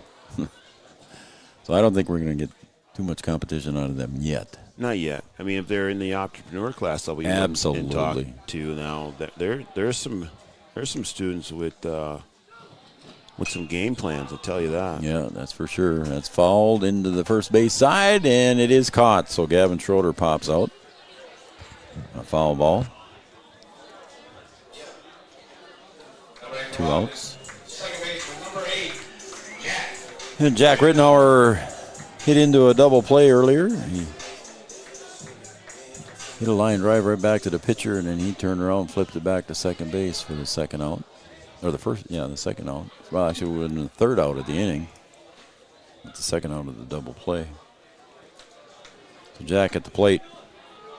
Post 20 needs to get something out of this bases loaded situation. They're running out of innings here with Lima rolling pretty good up until this point. So you don't want to let them off the hook here.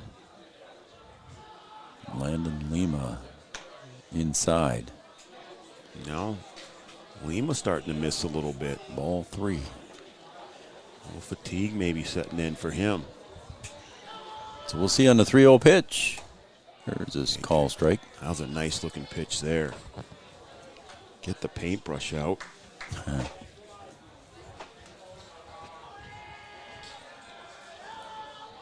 3-1. Ooh. 3-2. Jack got a hold up there. He almost tossed the bat there. Lima coming back nicely here against Rittenauer. And they're off. And that one's high for ball 4. So everybody gets a free 90 feet. And Jack gets credit for the RBI with the walk. So Wahpeton scores their first run here finally in the bottom of the 4th. And crossing the plate with the first run was Caden Hockert. Well, you get one. Like to get a few more here before this inning's over. Especially with the top of the order and Caden Kappas stepping up. That one's into the dirt, and back to the backstop it goes, and coming home to score is Riley Timian. So just like that, Wahpeton's coming across with 2 runs. Yeah, we'll see if Grand Forks can settle themselves here a little bit. Lima going back to the mound, showing a little bit of frustration there. Yeah, it'd be a big here now if Caden Kappas could get a hit and drive in 2 runs and cut the score in a hurry. Lima delivers. Caden pulls it to the left side. Is it going to drop? No. Getting back in quick order to make that catch was Brevik, and making a nice catch. But Wahpeton scores 2 here in the bottom of the 4th, and they strand 2 as we go to the top of the 5th. On the Farmers Union Insurance scoreboard, Grand Forks 7, Wahpeton 2. Back after this on Three Borders Sports Network. Thrivent and Will Ulick provides clarity for where you are today, confidence for where you go tomorrow. Thrivent combines financial expertise with purpose-based planning to help you with where you are today and where you want to be tomorrow. At Thrivent, Will Ulick can help you address a variety of complex subjects to meet your unique wealth management needs, from retirement planning to investment management and estate planning. Thrivent, what are you invested in? Thrive with purpose. Thrivent and Will Ulick supports all area sports teams and wishes them the best of luck. Did you know that we serve nearly 1,500 square miles across North Dakota and Minnesota? Or that we've been around for over 60 years? How about that we've got 3,000 miles of fiber optics powering one of the best networks in the region? The best part? We're a cooperative. That means we're continually reinvesting in our communities to make them better than ever. We are Red River Communications. We've been recognized as a leader for helping our communities be great places to live and work. To find out how we're helping connect our communities, visit redrivercom.com/connecting.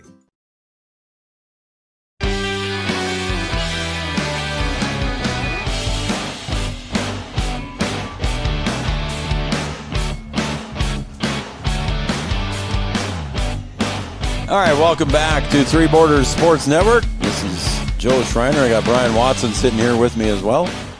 And we're going to go to the top of the 5th.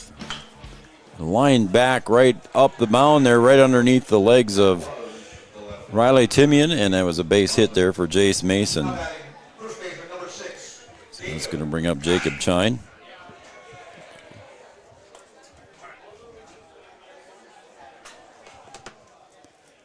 So thanks for the text message, Evan. Appreciate it. Jacob Chine at the plate.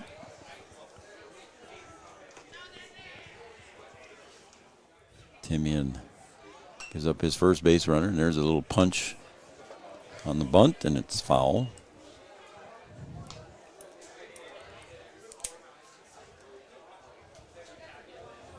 So it's strike 1 now to Jacob Chine, first baseman. He's singled and walked so far. He scored once.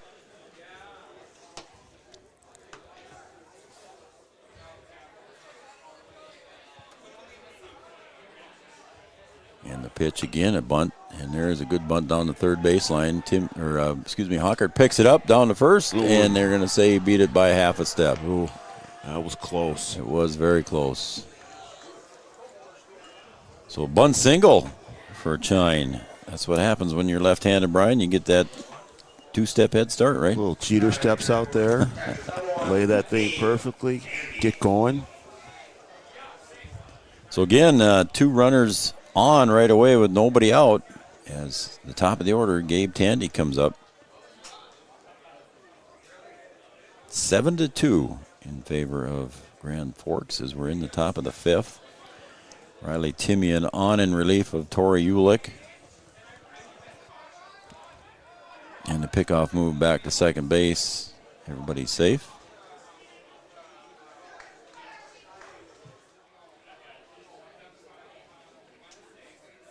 Trying to get the lead runner on that pickoff move. Didn't work.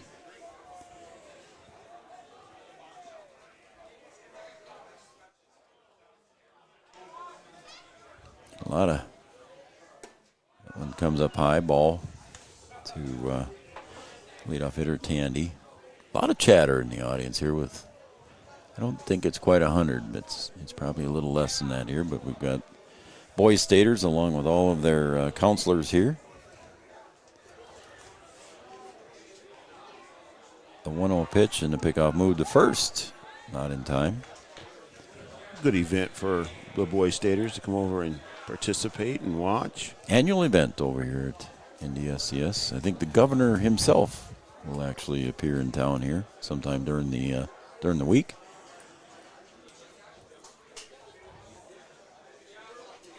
I know they go up and they take a tour of the Richland County Courthouse and do a bunch of different things. It's pretty cool stuff that they do. And, of course, over at NDSCS, they're fed well. Yes, they are. That one's outside, 2-0. Taking part in a few basketball camps over there, and that's always kind of the highlight. One of the highlights of camp is the food that you get to have. Yeah. So maybe a little ice cream over there. 2-0 pitch. Just low, just missed that one. It's 3-0. And Jackson Fleetfoot asks for a new baseball. So one base is open here. Third base is open. Runners at first and second with nobody out. And Riley Timian kind of got into a jam here at 3-0. Yeah. See if he can get out of this thing, and no. Pushes that one a little bit wide. So the Blues load up the bases here. Yeah. After post 20 had the bases loaded in the last inning. Now it brings up Braden Breivik. He's the shortstop, and he has reached on an error and scored, singled and scored, and then hit into a double play. 2 for 3 on the day. Timian delivers, swung on and pulled. Ooh. Over at third base was Mason, and he twirled in a hurry like he was a ballet dancer over there and almost hit him in foul territory. Almost hit him right in the gut. It was ripped foul there by Breivik.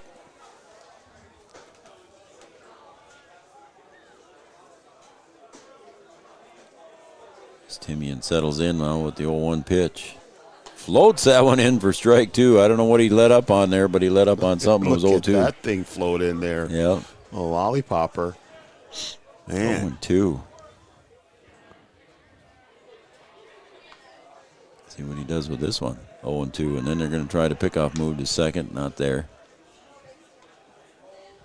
Getting that time of night, Brian, where it's a little tougher to see. The sun's behind the clouds and the trees and no sunshine, and the lights quite haven't been able to take a hold here yet at John Randall.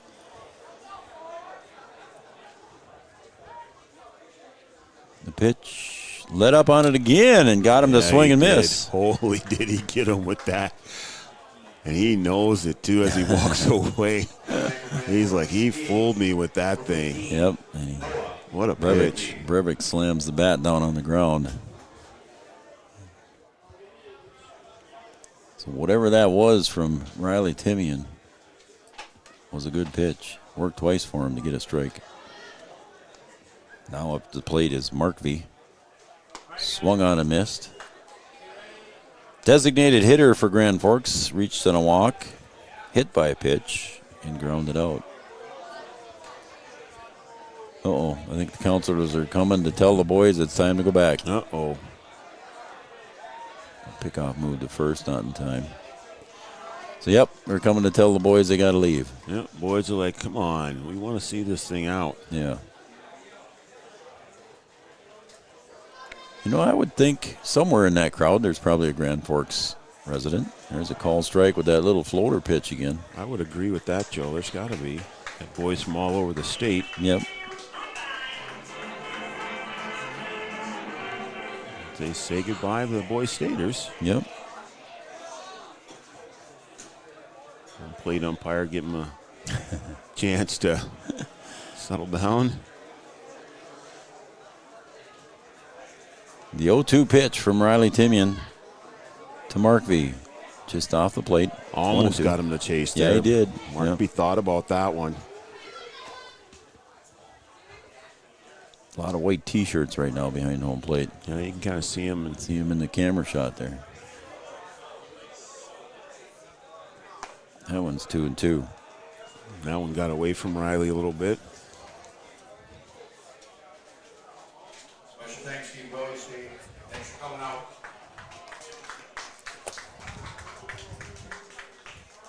Swung on and missed. It was a foul tip. That's why Fleet didn't go running after it, because it was a foul tip.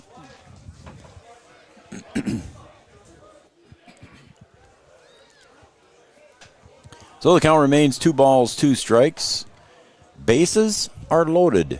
1 out. Swung on a ground ball to second. They're going to try and get 2. Kappas for 1. Over to Hoffman, and his throw goes wide. 1 run will score, 2 runs will score. So the air allows an extra run to score on that. Yeah, the miscues, they just lead to bad things, and for post 20, that means 2 more runs on the scoreboard. 9-2 now. Thought maybe they could work themselves out of the jam there with the double play. Yep. And then just a wide throw leads to 2 extra runs, and the inning's not over. So Scribner comes to the plate, and just 1 runner on base now is Markvey. Reached on the fielder's choice. Timian gets Scribner to chase that one. It's no balls, 1 strike. So the 2 that Wahpeton picked up in the bottom of the 4th just gave him back here in the top of the 5th. Right back, Joe. You're trying to cut into that lead. You get a couple, and then you just give them right back. Yep. How's your camera shot working out there, buddy? That still looks pretty good in the dark. Hanging in. It's not getting dark yet. But But you can see my daughter in the background there. She's going to be mad that I pointed her out. Called her out, yeah. That one's low for a ball. It's 2-1. They're in the expensive seats. Right there. Right, yep, the right, VIP seats. Right in the front row, the euchre seats. There you go.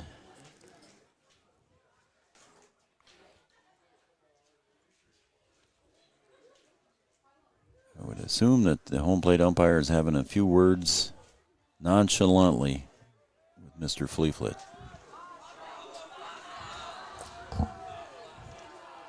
The 2-1 pitch outside for ball 3.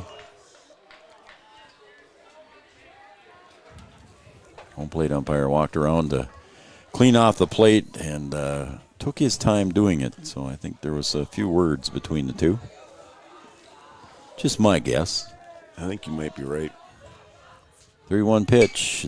Again, he lets up on him, and swinging away on that one was Scribner, and Kappas makes the catch.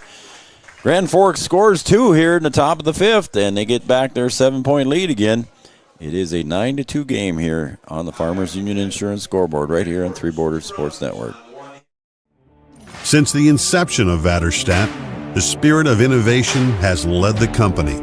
We push the limits, providing innovative and reliable seeding and tillage solutions that simplify everyday life for farmers.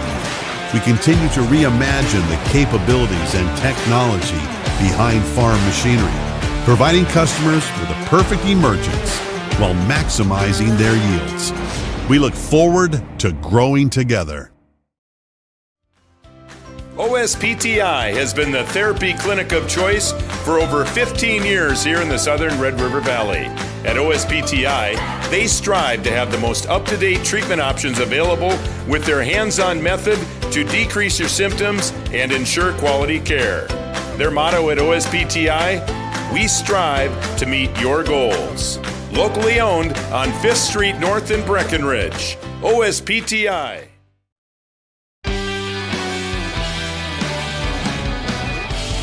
All right, welcome back to Three Borders Sports Network. I'm Joe Schreiner. Brian Watson here on the call, live from John Randall Field. And Wahpeton trails Grand Forks 9-2. Grand Forks scored 2 in the first, 5 in the second, and then 2 more in the 5th here to answer Wahpeton's 2 runs in the bottom of the 4th. So it's interesting times here for Wahpeton here as they trail by 7. Yeah, we thought maybe they were going to start to climb back in this thing by getting those 2 runs, and then they just go ahead and give them right back. Yeah. And that just makes it difficult. And Tori Ulick comes up to the plate here. Tori, so far on the day, is 0 for 2. Popped out and grounded out. He was 3 for 3 in the first game. Yeah, he had a nice first game at the plate. And let's see what happens with Lima here. He got himself in a bit of a jam. The last inning, bases were loaded. Only gave up 2 runs, but let's see if he can get back to smooth thing that he had going before the last inning. That one pops into the dirt a little bit, so it's ball one. 1-0 pitch. There's Torrey's base hit there, and he lines that one into center field, so he'll take the turn at first. Now he's a little bit of a bobble, and Torrey made him throw in a hurry there, but he gets back to first. A big round turn. He's got the wheels. At any chance that he gets extended, he will. Yep. And wisely goes back on that one. And see if you can get some bats working behind you now here. All right, Jackson Fleeflet, if you will, Brian, is due, in my opinion. He was held hitless in game one, and so far hitless in game two. Able to reach base with a few walks this evening. Mm-hmm. I'm sure he'd like to get one swinging here. Had a great spring season with the Huskies in the high school season. There he pounds that one to third. Knutson picks it up and again throws it into the dirt, and Ulick's going to hustle down to third in a hurry. Runners at the corners. So Knutson now, that's his third error over there, Brian.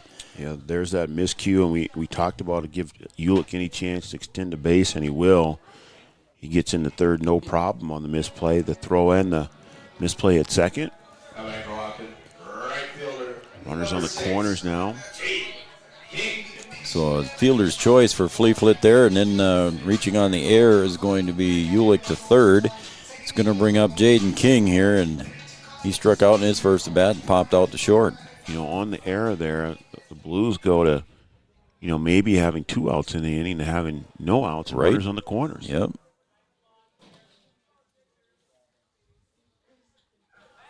And everybody goes back as Lima steps off the rubber. Other than the Boys Staters leaving, we still got the nice crowd here, Brian. Yeah, we do. Nice turnout tonight. And there goes Fleeflet down to second, and the cutoff ahead of the bag as Fleeflet goes face first down into the bag, and they're giving each other fist bumps over there, so everybody's fine. So now runners at second and third again. Wahpeton threatening once again with nobody out.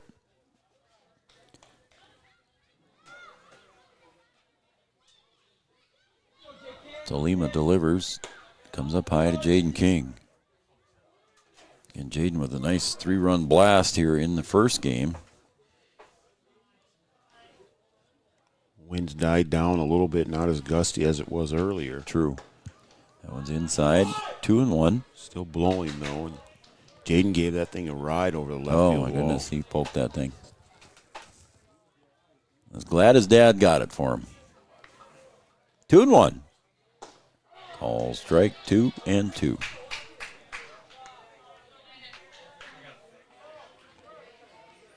Again, we've got a ball game tomorrow night from Breckenridge, Post 53 and DGF, and then Saturday, a doubleheader of football.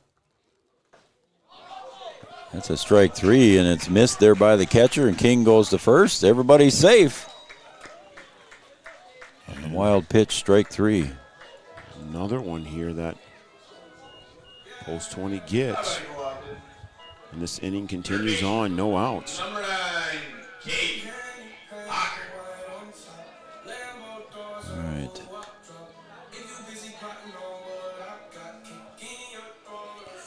It's going to bring up Caden Hockert. And again, runners out in the corners. So stepping out to give the signals was Gabe Tandy from the catcher's box. And it's going to be Caden Hockert at the plate here. We'll see what Jaden King does now with nobody out at first base. And there he goes. And the throw down to second. Again, cut off in front of the bag, and King gets in safely. So Post 20 continuing to be aggressive on the bases. Trailing by 6 here in the bottom of the 5th. Trying to get themselves back in this game. They made a good effort by getting 2, and then they gave 2 right back. Yep, gave 2 right back in the top of the 5th. So it's 1-1 now to Caden Hockert.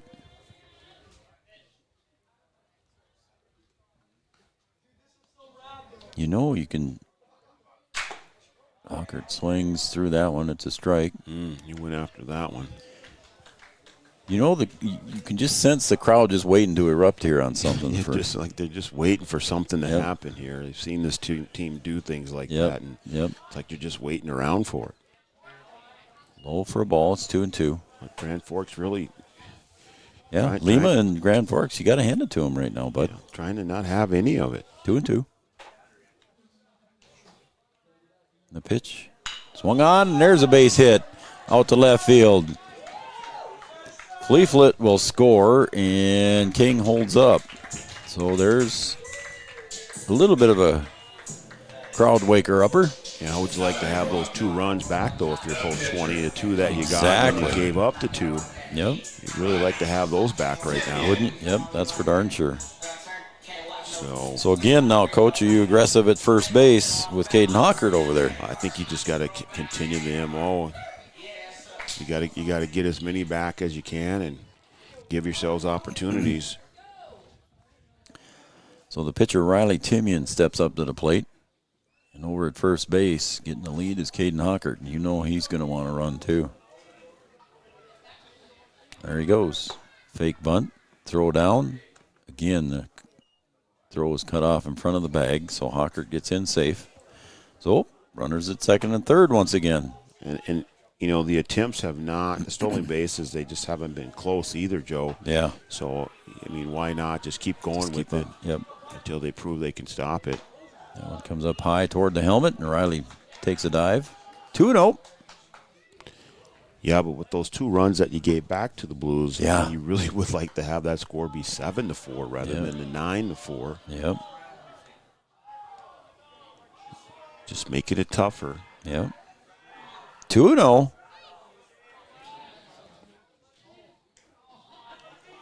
Lima brings it home for a strike. 2-1 now to Riley Timian, the pitcher for Wahpeton. Landon Lima on the mound. Gabe Tandy behind the plate. Left to right, Mason, Peterson, Scribner. Oh, and that's poked to the left field side. It's deep. Is it fair? Is it fair? It sails foul. Oh. Holy cow.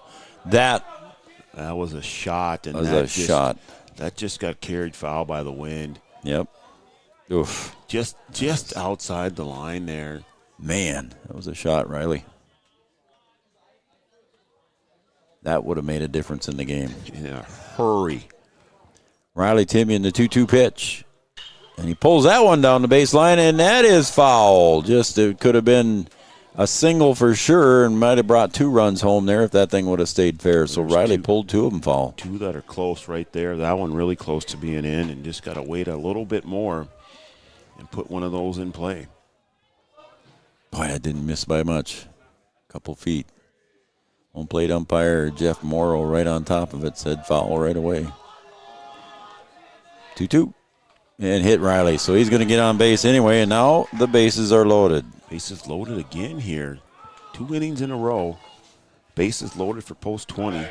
And we might get a visit to the mound here, and looks like we are. Yep. Head coach Grant Larson wants to come out and settle his pitcher down. Landon Lima having a good run. But this mound visit brought to you by Carlson Family Insurance, located on 2nd Avenue, downtown Wahpeton. Carlson Family Insurance works for their customers, not the companies. Customer service and satisfaction is their number 1 goal. Eric Carlson and the Carlson Group. So, yeah, I'm looking at my score sheet here, buddy, and Wahpeton scored the first 2 runs here on an error and a fielder's choice. They have had 1 hit. Caden Hawkert so far with a hit here. And just looking here. That's all I've got. Scoreboard says 2 hits, but I've only got 1.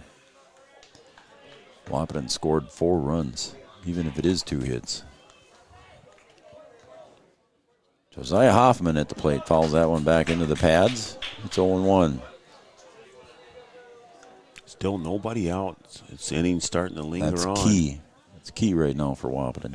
And you go back to the point where post 6 had a chance to turn a double play. Yes. Ball strike. They were unable to do so. Josiah knew it. So now he falls behind 0-2 in the count, so he's got to protect a little bit here as Lima will nibble at the corner, I'm sure. He comes up high with it. Swing and a miss. Strike 3. Got him on the inside, high and inside, and finally get the first out of the inning. So number 2, Gavin Schroeder, steps up to the plate. He is number 8 in the lineup. That goes low for a ball. If you post 20, you'd like to try and get back to the top of that lineup. That means you put some runs on the board here. Yep. 1-0 pitch from Lima. Comes up high, 2-0. Gavin, a speedster. A little smaller in stature, so a little smaller target for Lima. 2-0 pitch. Ball strike, 2-1. Right down the middle. Lima just not bothered out there by much. And I don't think he's got a lot of, and that one hits him. So Schroeder's going to get the free pass. That's 2 this inning now. And now I think you can kind of see things maybe starting to get to Lima a little bit. Yep.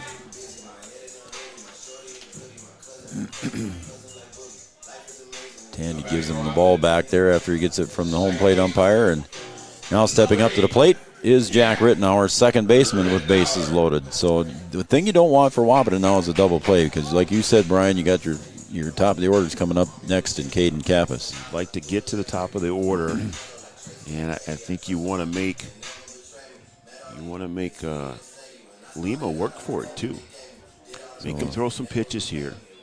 Yeah, home plate umpire taking his stash of baseballs over and didn't apparently like what he's seen for baseballs, so he's getting a whole new handful of baseballs to put in his pocket. We've had a couple hit out of play that have probably been marked up a little bit out in the parking lot. Probably in the asphalt, yeah. Out in that asphalt. Yeah. So. All right, looks like we're coming back for play here, and it looks like a pretty new ball there that we're going to get in there, so Lima might want to rough that one up a little bit himself. Yep, looks like he's going to get it. All right, Jack Rittenauer.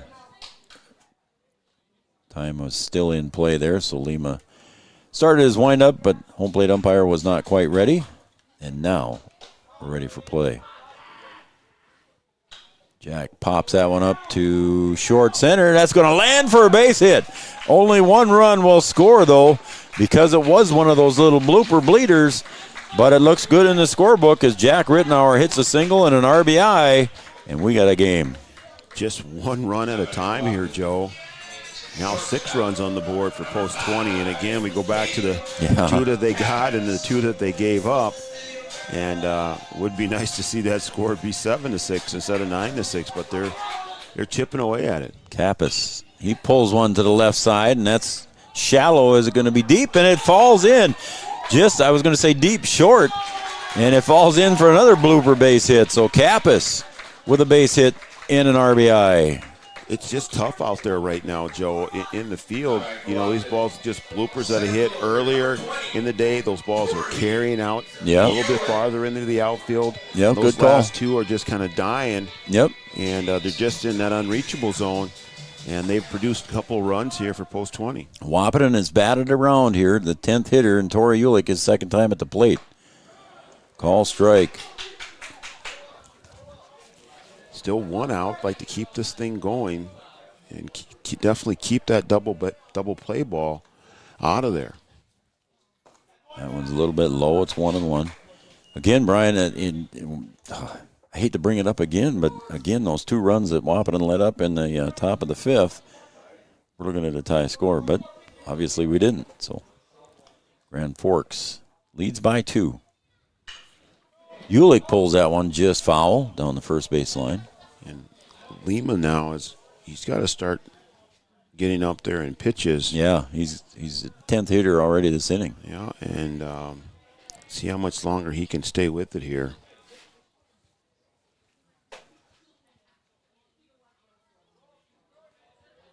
Nine to 7, bottom of the 5th. Ulick swings and misses. Got him to chase there at a bad pitch, and that's what Lima's done most. He gets himself in a little bit of trouble here or there, and he gets you to chase. Like you said, he's not going to overpower you, but he's going to use the pitches that he has to his advantage, and he did a good job there. Jackson Fleeflet takes high for a ball.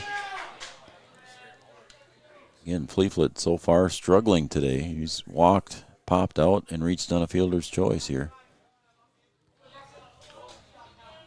Actually scored in this earlier inning, and there he'll take it off the shoulder for an RBI. And that's the third hit by pitch, Joe, in this inning. Yep. And is Coach Larson going to come out or not? I think he...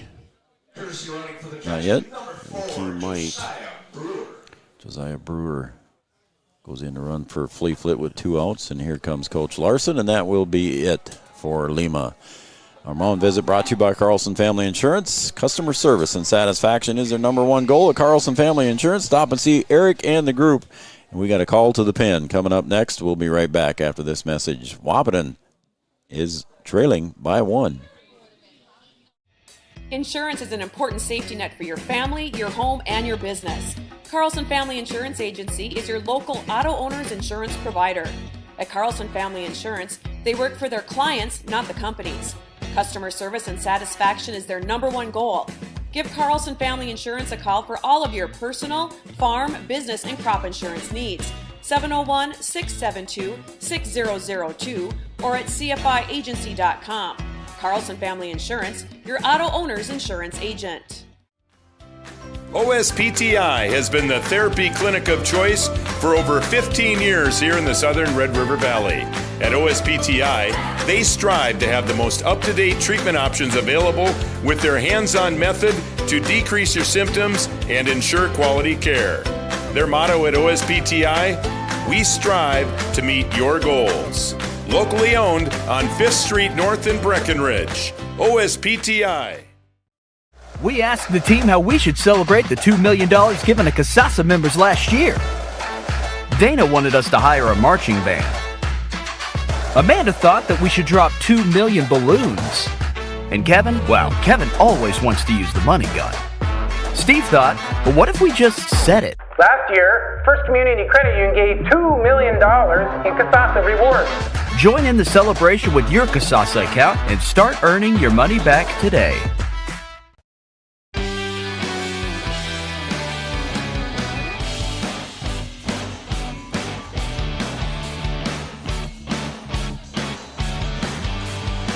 Well, I'm trying to keep track here of what the defensive changes were. I do know that Breivik came in to pitch, and I'm assuming that Lima went to short, I think, but I cannot tell exactly yet until he turns around and walks back to shortstop. Well, Lima did play third in the first game, so it's feasible that he could go to short. Yeah, Breivik came in from short, so we aren't exactly sure yet, as Breivik is taking his warm-up tosses, as Wahpeton is threatening here. And not in, big fashion either. Just kind of one run at a time. Yeah. A couple hit by pitches. There was an error in there somewhere, and not a big base hit or a home run or anything like that. Just kind of chipping away at it, and here they are, 1 run down. I think Lima went to third, my friend. So Lima back at third. Yep. Where he was in game number 1. So that means I'm guessing that Knutson went to short, would be my guess. I haven't seen a number over there yet, but we'll see, I guess. If I say shortstop, that's because I'm not positive of who it is. We didn't get the reports from the umpires, so we're on our own up here. Yeah, we're kind of flying in the dark up here. They won't give us any information. How about a bomb from Jaden King right now? Oh, that'd be huge. Outside in the dirt and not quite far enough away for Rittenauer to come home. He thought about it, took a look at it, decided against it, and I think it was the right move. Yeah, 2 outs. Yep. Don't want to take that chance here. See if you can give the big guy here to put something in play. I think Markvie came in at first base, too, the way it looks, from designated hitter. That one's outside. That one gets away, and now Jack not quite ready to get in on that one. Again, he couldn't quite read that one close enough there. It squirted away, but not quite far enough away.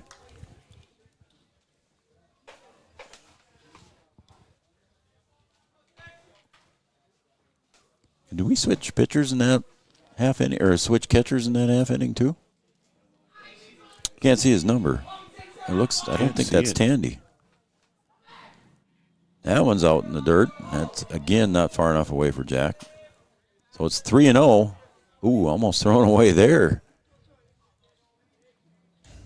Yeah, I can't tell if that's 3 or 9 behind the plate. Well, there. Gabe Tandy was 1, so maybe that is number 1. I don't know. I don't think that's a 1 either. No. That looks like a 3 or a 9. Or yeah.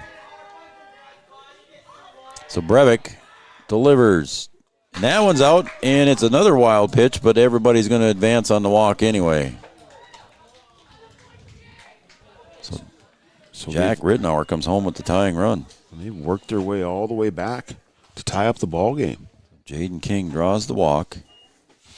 Over to second is Joe Brewer, pinch running for Jackson Fleeflet. And over to third, Caden Kappas. And now Caden Hockert steps up. At one point, the Blues looked like they were in cruise control. Yeah. With a nice, 7-0 lead, and Lima just rocking and rolling out there on the mound. There's a call strike. And now they find themselves in a tie ball game. Brand new game, as they say. 9-9. Got your scoreboard right? Yeah, I'm right. Attaboy. Don't scare me like that. That one comes up high and tight there to Caden Hockert. It's 1-1. Had to take a look again there.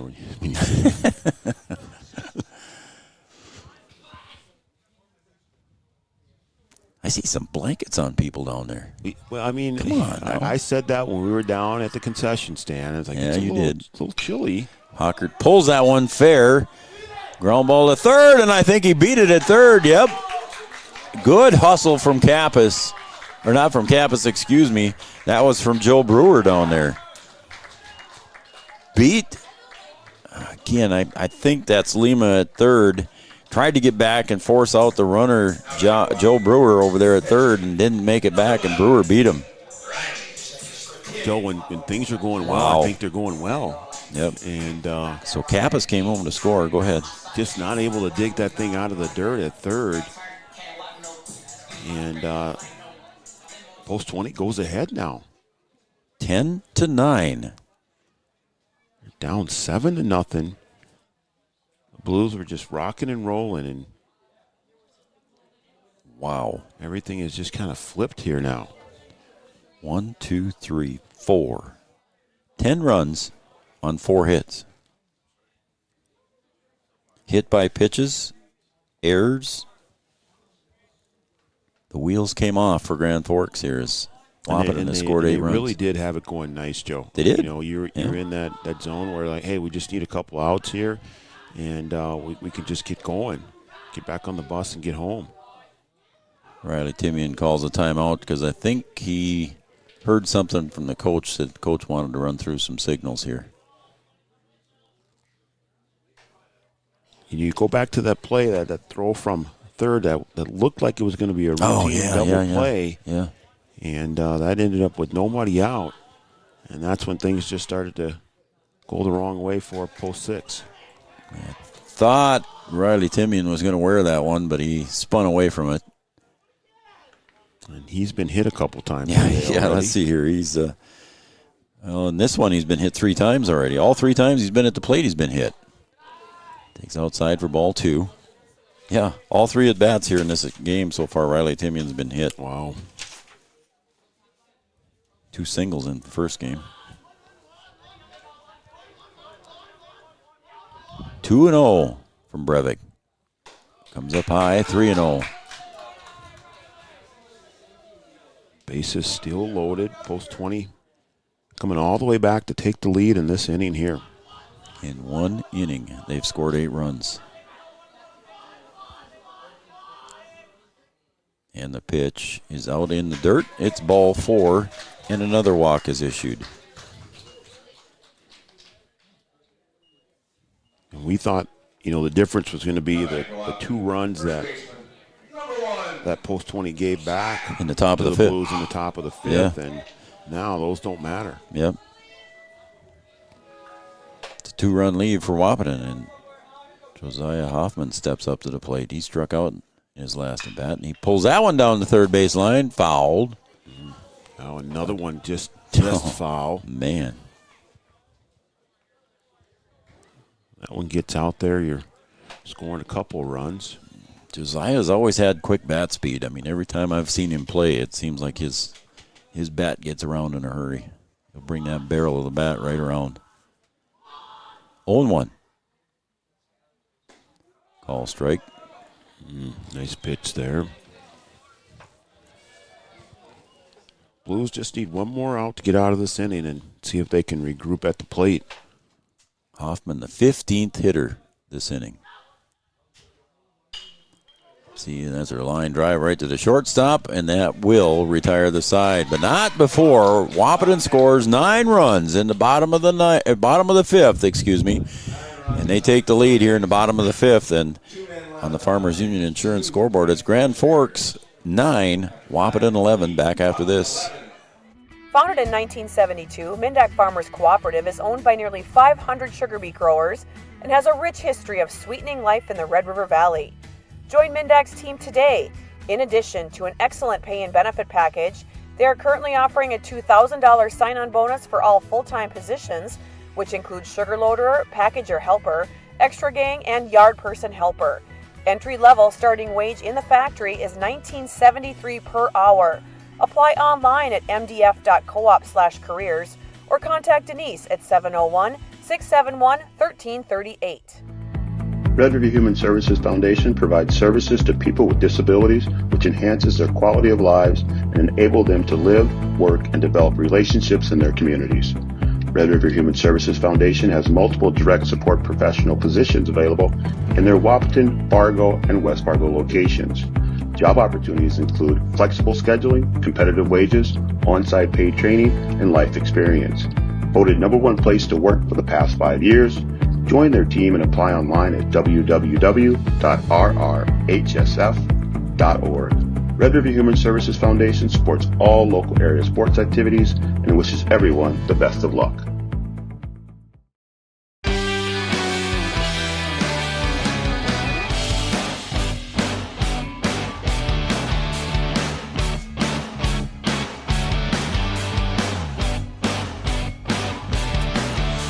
Well, we're back for the top of the 6th, and we've had a call to the pen in the half inning here at the end of the inning. The call to the pen brought to you by OSPTI, your therapy clinic of choice, with locations in Fergus Falls, Hankinson, and in Breckenridge. And Caden Kappas steps on to throw a few pitches here for Wahpeton.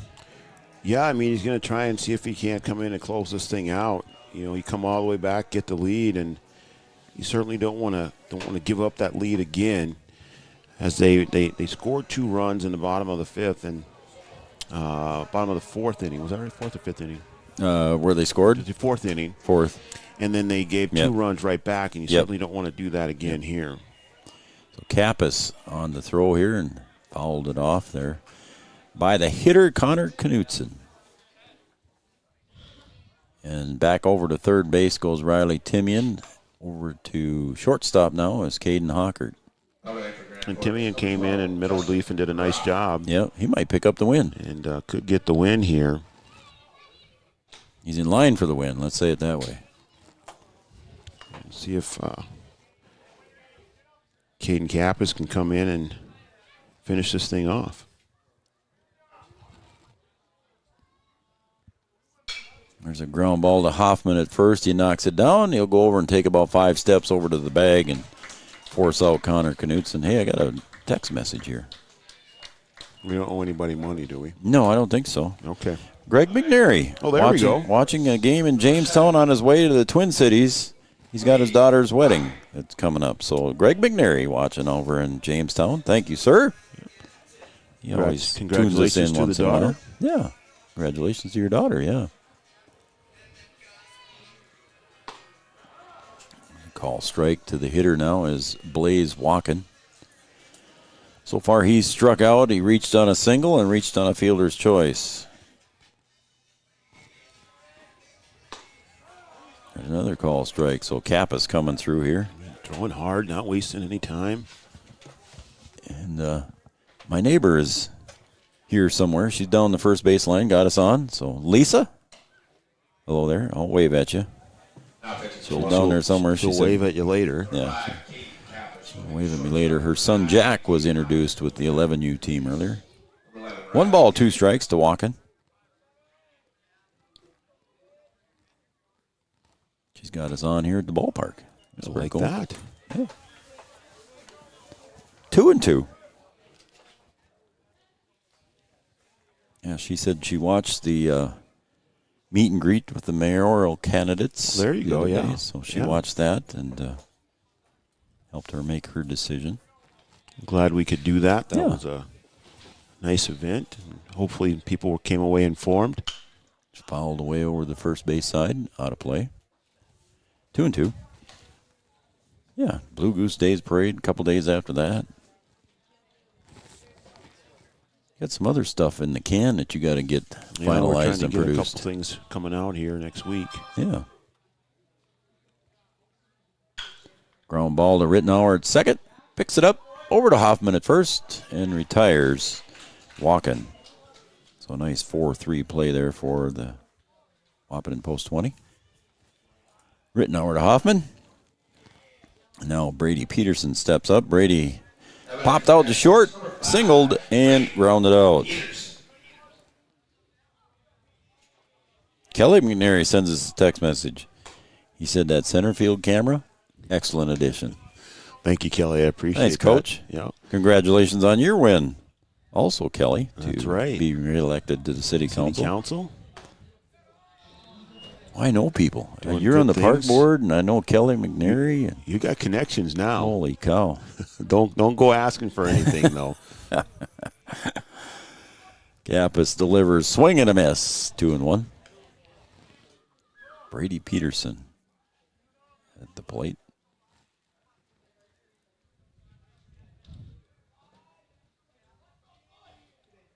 There's strike 2, 2-2. Deuce is wild on the board now. 2 balls, 2 strikes, 2 outs. I didn't see Kelly here this weekend. I thought I'd see Kelly McNary this weekend, but Kelly didn't show up. He's probably on his way to Minneapolis pretty soon, too. Oh, there you go, yeah. There's call strike 3 on the corner, and that retires the side. 1, 2, 3. A mow him down inning for Caden Kappas here in the 6th inning. We're going to go to the bottom of the 6th. Wahpeton leads 11-9. The Wahpeton Daily News wishes all area sports teams the best of luck this year. The Wahpeton Daily News thanks you for supporting local journalism, including the Daily News and the News Monitor. Keep up with local news, sports stories, and personal interest stories in our papers. Check out www.wahpetondailynews.com for more information about our e-newsletter right at your own computer. The Daily News supports all area sports teams and wishes all of the teams the best of luck this season. Did you know that we serve nearly 1,500 square miles across North Dakota and Minnesota? Or that we've been around for over 60 years? How about that we've got 3,000 miles of fiber optics powering one of the best networks in the region? The best part? We're a cooperative. That means we're continually reinvesting in our communities to make them better than ever. We are Red River Communications. We've been recognized as a leader for helping our communities be great places to live and work. To find out how we're helping connect our communities, visit redrivercom.com/connecting.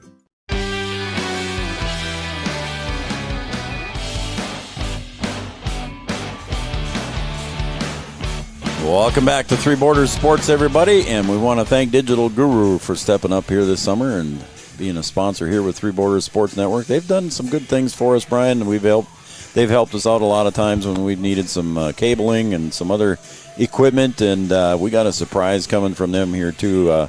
Here at John Randall Field, we'll be revealing that here pretty soon too. But anyway, they offer computer support, cloud services, web services, audio, visual needs, networking for home or business, home computer needs. They got printers down there. They got toner and ink cartridges, anything for your computer, and they got Ring Home Security. There you go. Home security. I got just one of them. About everything down there, right here in downtown Wahpeton. I got one of those Ring Home Securities. Do you? Yeah. Telling everybody, stay away from my house. There you go. I'll see you coming up. There you go. Gavin Schroeder steps up to the plate here in the bottom of the 6th.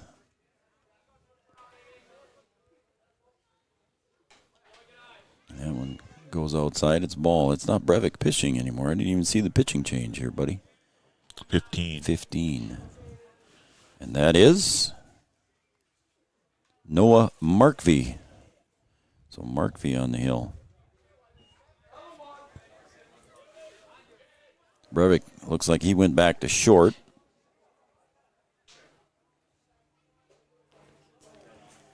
Other than that, I'm not sure. I'm sorry, folks. Like I said, they don't tell us. I can just see by the tall, lanky guy with blonde hair at shortstop is definitely Brevik. Yeah. And I think now Lima is back at third. Okay. I think Markby was actually at third Was he? for a bit there, yeah. Okay. As Schroeder draws the walk.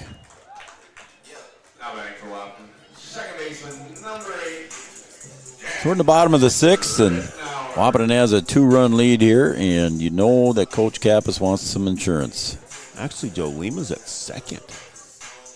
At 18 at second? I need my binoculars. I think he is. I got my glasses on, so I can't see through them. You could be right. It looks like him over there. I think that's Lima at second. Could be. Jack Rittenauer, there goes the runner. And the wild pitch. Schroeder stops at second, though, and the throw down to third. Schroeder's still standing at second. Yeah, that's all right. That's not Lima at third for sure. No. And I think that's Lima at second. And I think that's 13 at second. 13? That's close. Well, I think that is Lima. No, that's Knutson. Knutsen's at second. Rittenauer squares the bunt and pushes it down the first baseline. Foul. I've got a lot of scratches here in my book. I'm sure you do. On the defensive chart. So Knutson goes to second. Brevik back to short. I'm not sure. Number 7 is at third. 7 is at third? It looks like it, yeah. That's Walken. So Walken went from second to third. So we're still missing Lima, though.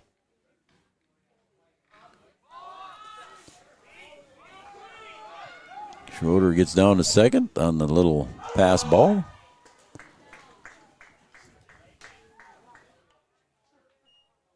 So it's 2-1 now to Jack Rittenauer.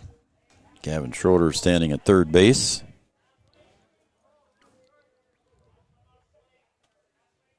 And I think, I'm pretty sure that's Markvey that went to first base. Yeah, it is. There's a base hit from Jack, and that'll drive in the run. Jack hustling down the first base. Nice base hit for Jack, and a big clutch base hit to get the extra run in. Yeah, post 20 just adding to their lead now. Trying to stretch it out. Spent the whole game trying to fight back, and now they get an opportunity to stretch this lead out. I got Jack for 3 RBI here so far today in this game. So nice day for Jack. For the number 9 hitter. Yeah, how about that? Yeah. Bottom of the order doing work down there. So Caden Kappas, top of the order now. Jack gets a big lead out there at first.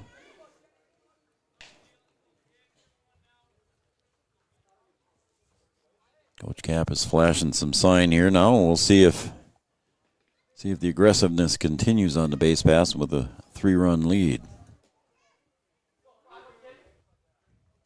Kappas squares. There goes Jack. Pitch comes up high, and Jack will slide in safely. No throw. Yeah, they've yet to be close on a. Yeah, you're right. On a throw. Yep. At second base there, so you can attack as much as you want.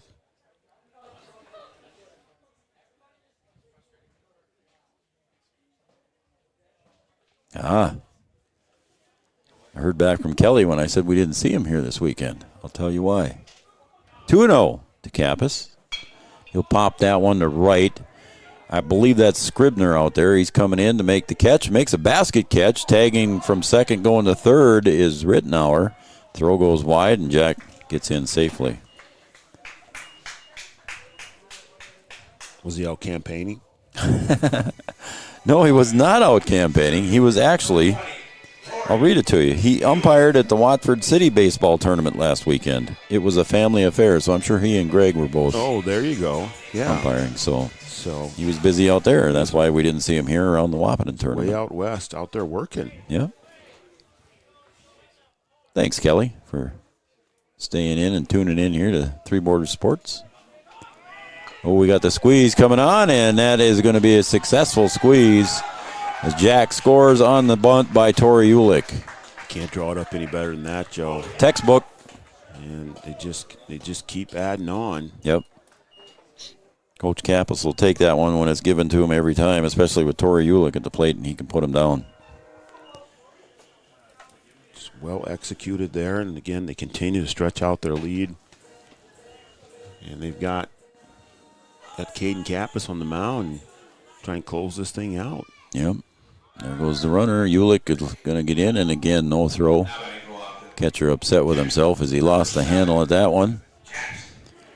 So a stolen base for Ulick.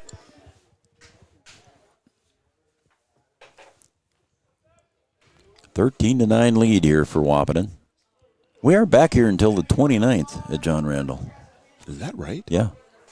Yep. Wow. I'm busy next week. We got team camps going on next week. All back. Strike one. We'll be at Concordia on Monday, and then we go up to Harvard to the North there at the end of the week on Thursday and Friday. Wow. Yeah, next week. Get back in basketball mode for me. Yeah, you had a couple this week, or a couple earlier this month, I should say. That one's 52-footer. Gets in the dirt. Fleetfoot steps away, and Ulick gets over to third. I was just looking at the schedule here, B-Dub. We've only got one game next week, and that is on Tuesday. Twin Valley Ulen Hitterdal doubleheader over in Breck. Well, we've been pretty busy, Joe. I think. Oh, yeah. I think we can. Telling you. Give ourselves a couple days. Not that we have a couple days. Right. And he squares again and missed the bunt, and the catcher missed the ball. So Fleetfoot was supposed to do the squeeze, but it didn't happen. It ended up in the dirt, and Ulick comes home to score anyway. Oh, like I said, Joe, when things are going well, they're going well, and everything going well right now for Post 20, and things are toughening up here for Post 6 and the Blues. Yep. 14 runs scored by Wahpeton in the last 3 innings to take the lead 14-9. I mean, halfway through this game, I thought that Grand Forks was just going to walk away with this game. Yeah, I did too. I was a little bit concerned, if I can say that as a Wahpeton person. Try to be a non-homer as much as I can. That one's fouled out of play. They just had it going so well. They were playing well, and just a totally different ball game from the first game.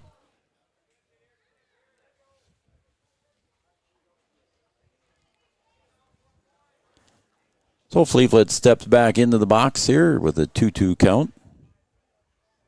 Facing Mark V. And he sets and delivers. Swung on and missed. Strike 3, that's 2 outs. And they just get the 2 outs here, trying to get themselves out of the inning with the least amount of damage as possible.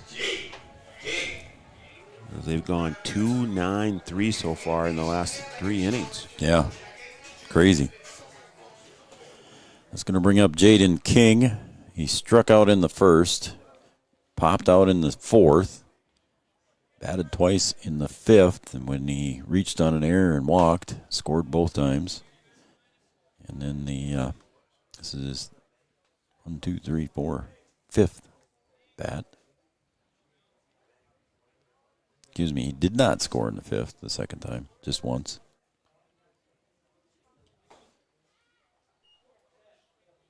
Where did that end up there? That was kind of funny. Yeah, kind of right in front of him there. Kind of hit in the dirt. 2-0.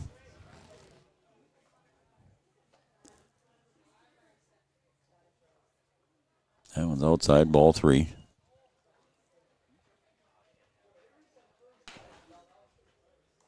And now you get the feeling that Grand Forks is just saying, let's get this thing over with here. Yeah, it's just totally flipped, Joe. Yeah, it has.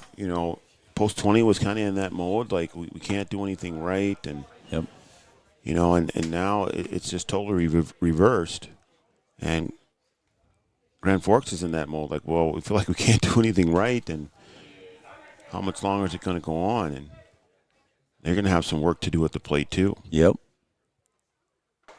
There's a call strike. It's full count now.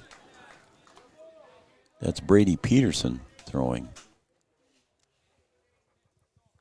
Again, another change that I missed. I didn't even notice it in between innings. Brady Peterson on the mound. So I apologize to Grand Forks folks if you're watching. There's strike 3 and a miss. That'll end the inning here for Wahpeton. They score 3 more here in the bottom of the 6th. Then on the Farmers Union Insurance scoreboard, Grand Forks 9, Wahpeton 14. Back after this. Your first car. It might not have been perfect, but that didn't matter. You loved it because you worked hard for it. You took care of it, and it took care of you, your friends, and maybe that someone special. And through it all, we were there working with you, for you, to make sure it was a smooth ride.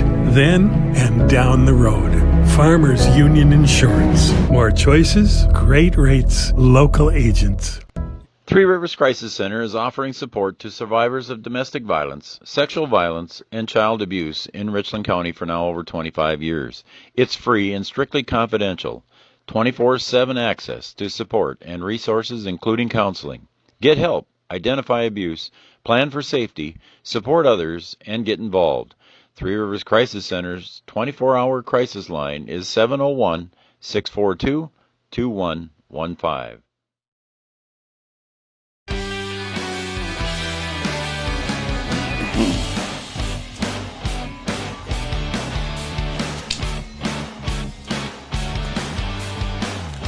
Welcome back to John Randall Field, folks, as we go to the top of the 7th here. And right now the score here at John Randall Field on the Farmers Union Insurance scoreboard. Grand Forks scored 2 in the first, 5 in the second, and 2 in the 5th for 9 runs. Wahpeton comes back here in the last 3 innings and scores 14 runs. So a tale of 2 halves, if you will, Brian. Not like basketball, but kind of. Well, we'll see here now if Catholics can finish this thing off, and if Post 6 can kind of fight off some of the things that have happened here the last couple of innings and get the bats going and extend this game. Call strike, so it's 2-1 now. And the hitter is Jace Mason. 2-1 pitch, swung on and fouled away. It's 2-2.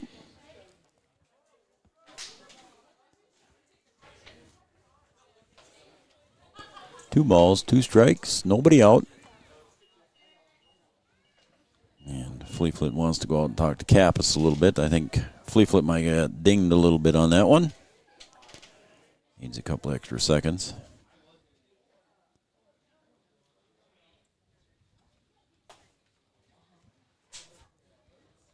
Jackson took a beating on the weekend tournament. Just everything seemed to hit him. 1 ball, 2 strikes now. Pitch, call, strike 3. Caught him looking for Jace Mason. Good pitch from Caden. You got the tough one. Now you got to try and get 2 more and finish this thing off. And Jacob Chine, the number 9 hitter, and then it's top of the order after that. Number 6, Jacob Chine. Swung on and fisted foul down the third baseline. He was able to pull one off the handle down the first baseline. That's earlier. right. Yeah, he did. Just a stinger right down around the hands and put that thing just over the first baseman. Yeah, he's must have took it off of his foot there, too. He's still gimping a little bit there. So Fleeflet goes out to talk to Kappas again here to give Chine a couple seconds. Baseball courtesy. Those unwritten rules. Unwritten rules, huh? You gotta wonder. Yeah. One goes outside. It's 1-1.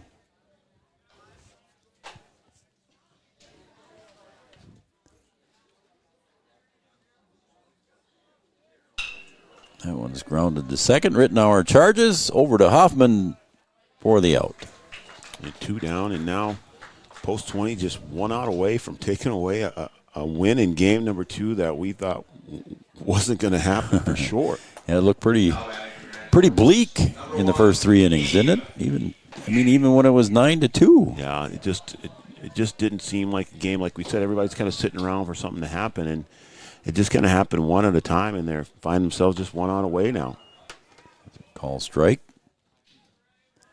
to the hitter and the leadoff hitter, Gabe Tandy. I think the Boys State, they probably feel like they missed out. They hear the score tomorrow. Yeah. You're going to say, what happened? Yeah, exactly. They left it, I think it was 7-2 or 7-0 at the time, wasn't it? Or was it 7-2 maybe? I think it was 7-2. Kappas 1 strike away. Swing and a miss, and that is strike 3, and that is your final score. On the Farmers Union Insurance scoreboard, Wahpeton comes from behind. We'll come right back here with our Mindak Farmers Cooperative postgame show coming up next. Your final score on the Farmers Union Insurance scoreboard, Grand Forks 9, Wahpeton 14. We'll be right back. Did you know that we serve nearly 1,500 square miles across North Dakota and Minnesota? Or that we've been around for over 60 years? How about that we've got 3,000 miles of fiber optics powering one of the best networks in the region? The best part? We're a cooperative. That means we're continually reinvesting in our communities to make them better than ever. We are Red River Communications. We've been recognized as a leader for helping our communities be great places to live and work. To find out how we're helping connect our communities, visit redrivercom.com/connect. Red River Human Services Foundation provides services to people with disabilities, which enhances their quality of lives and enable them to live, work, and develop relationships in their communities. Red River Human Services Foundation has multiple direct support professional positions available in their Wahpeton, Fargo, and West Fargo locations. Job opportunities include flexible scheduling, competitive wages, on-site paid training, and life experience. Voted #1 place to work for the past 5 years, join their team and apply online at www.rrhsf.org. Red River Human Services Foundation supports all local area sports activities and wishes everyone the best of luck. The Wahpeton Daily News wishes all area sports teams the best of luck this year. The Wahpeton Daily News thanks you for supporting local journalism, including the Daily News and the News Monitor. Keep up with local news, sports stories, and personal interest stories in our papers. Check out www.wahpetondailynews.com for more information about our e-newsletter right at your own computer. The Daily News supports all area sports teams and wishes all of the teams the best of luck this season.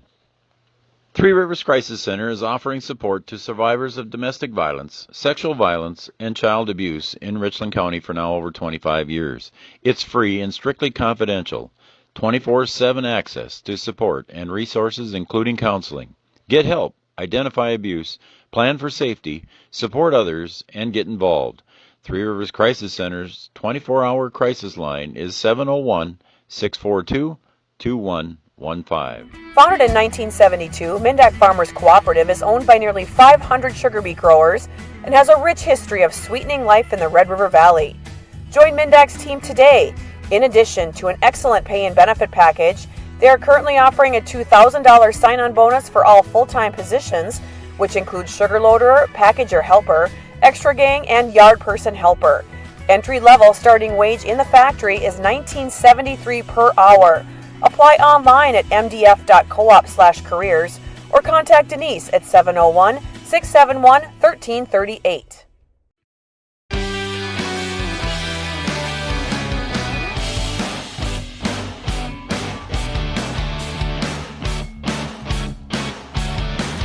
Welcome back, everybody, to the postgame show brought to you by Mindak Farmers Cooperative, offering a $2,000 sign-on bonus for full-time employment. Check out their webpage at mdf.coop, mdf.coop.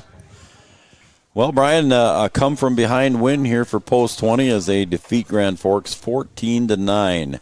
And like we said during the broadcast, it was basically a tale of two halves, if you will.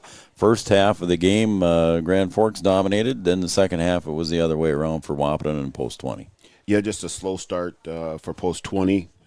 Had difficulties on the mound and, had to try and tough it out. Yeah. Ulick did not get off to a good start and had to fight through some things. And Post 6, the Blues took full advantage of it and put 7 runs on the board after only putting up 2 on the board in game number 1.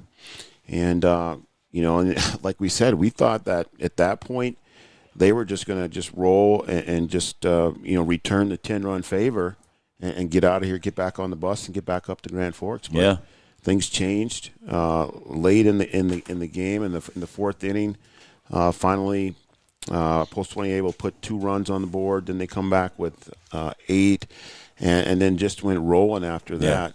And not a big punch to get back in the game. Like I said, we were waiting for something to happen, a big hit or a home run or a triple or something like that. Just one run at a time here. Oh, there was several times. And the Blues just kind of ran into the pitching woes that Post 20 had early in the game. They ran into those later in the game because Lima had it rolling early. Just doing a great job of just working the plate, and they just kind of ran out of strength, ran out of energy, and just finished the game the way that Post 20 started. Yeah, Wahpeton sent 15 hitters to the plate in the 5th inning, and like you said, Brian, it was just one run at a time. There was never that big hit, and some of the hits were just little bloopers. Yeah. Wahpeton scored, let me go through the line scores here first for you, Brian. 14 runs on 6 hits unofficially, so only 6 hits, but yet they were able to muster up 14 runs. Yeah. So, again, the Wahpeton manufacturing runs, Coach Kappa's throwing a few squeezes in there. 14 runs, 6 hits on 2 errors, and they left 8 runners on base. And Grand Forks 9 runs on 10 hits, so they out-hit Wahpeton in game number 2, but they committed 6 errors, and they left 7 on base. Yeah, so. the errors, and I think really there was just one big error there. There was a play at third and then a throw to second, and that potentially could have been a double play ball, and that's when the floodgates kind of opened, and then Post 20 started to make their run. 2 hours and 17 minutes here on this game time. The first game was 1 hour and 40, so completely 2 different games, but 2 hours and 17 minutes of game time on this one. 73 degrees here as we're going to wrap this one up. And, again, Brian and I will be back tomorrow night with one game in Breckenridge. That'll be at 6:30, and they will take on DGF. So we'll go on the air probably about 6:20 or so, somewhere in there.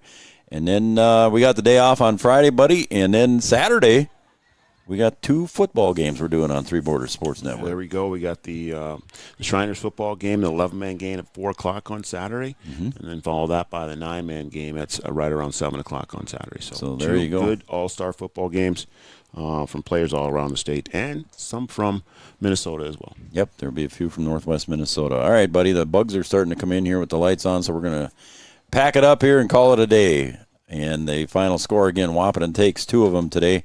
And let's see, the first game was what, 13 to 2. 13 to 2, yep. There you go, 13 to 2, yep. And then game 2, Wahpeton wins 14 to 9 in 7 innings. So for Brian Watson, I'm Joe Schreiner. We'll talk to you tomorrow night from Cowboy Field as Breckenridge will take on DGF, and then we'll see you again on Saturday. For Brian Watson, I'm Joe Schreiner. Good night, everybody.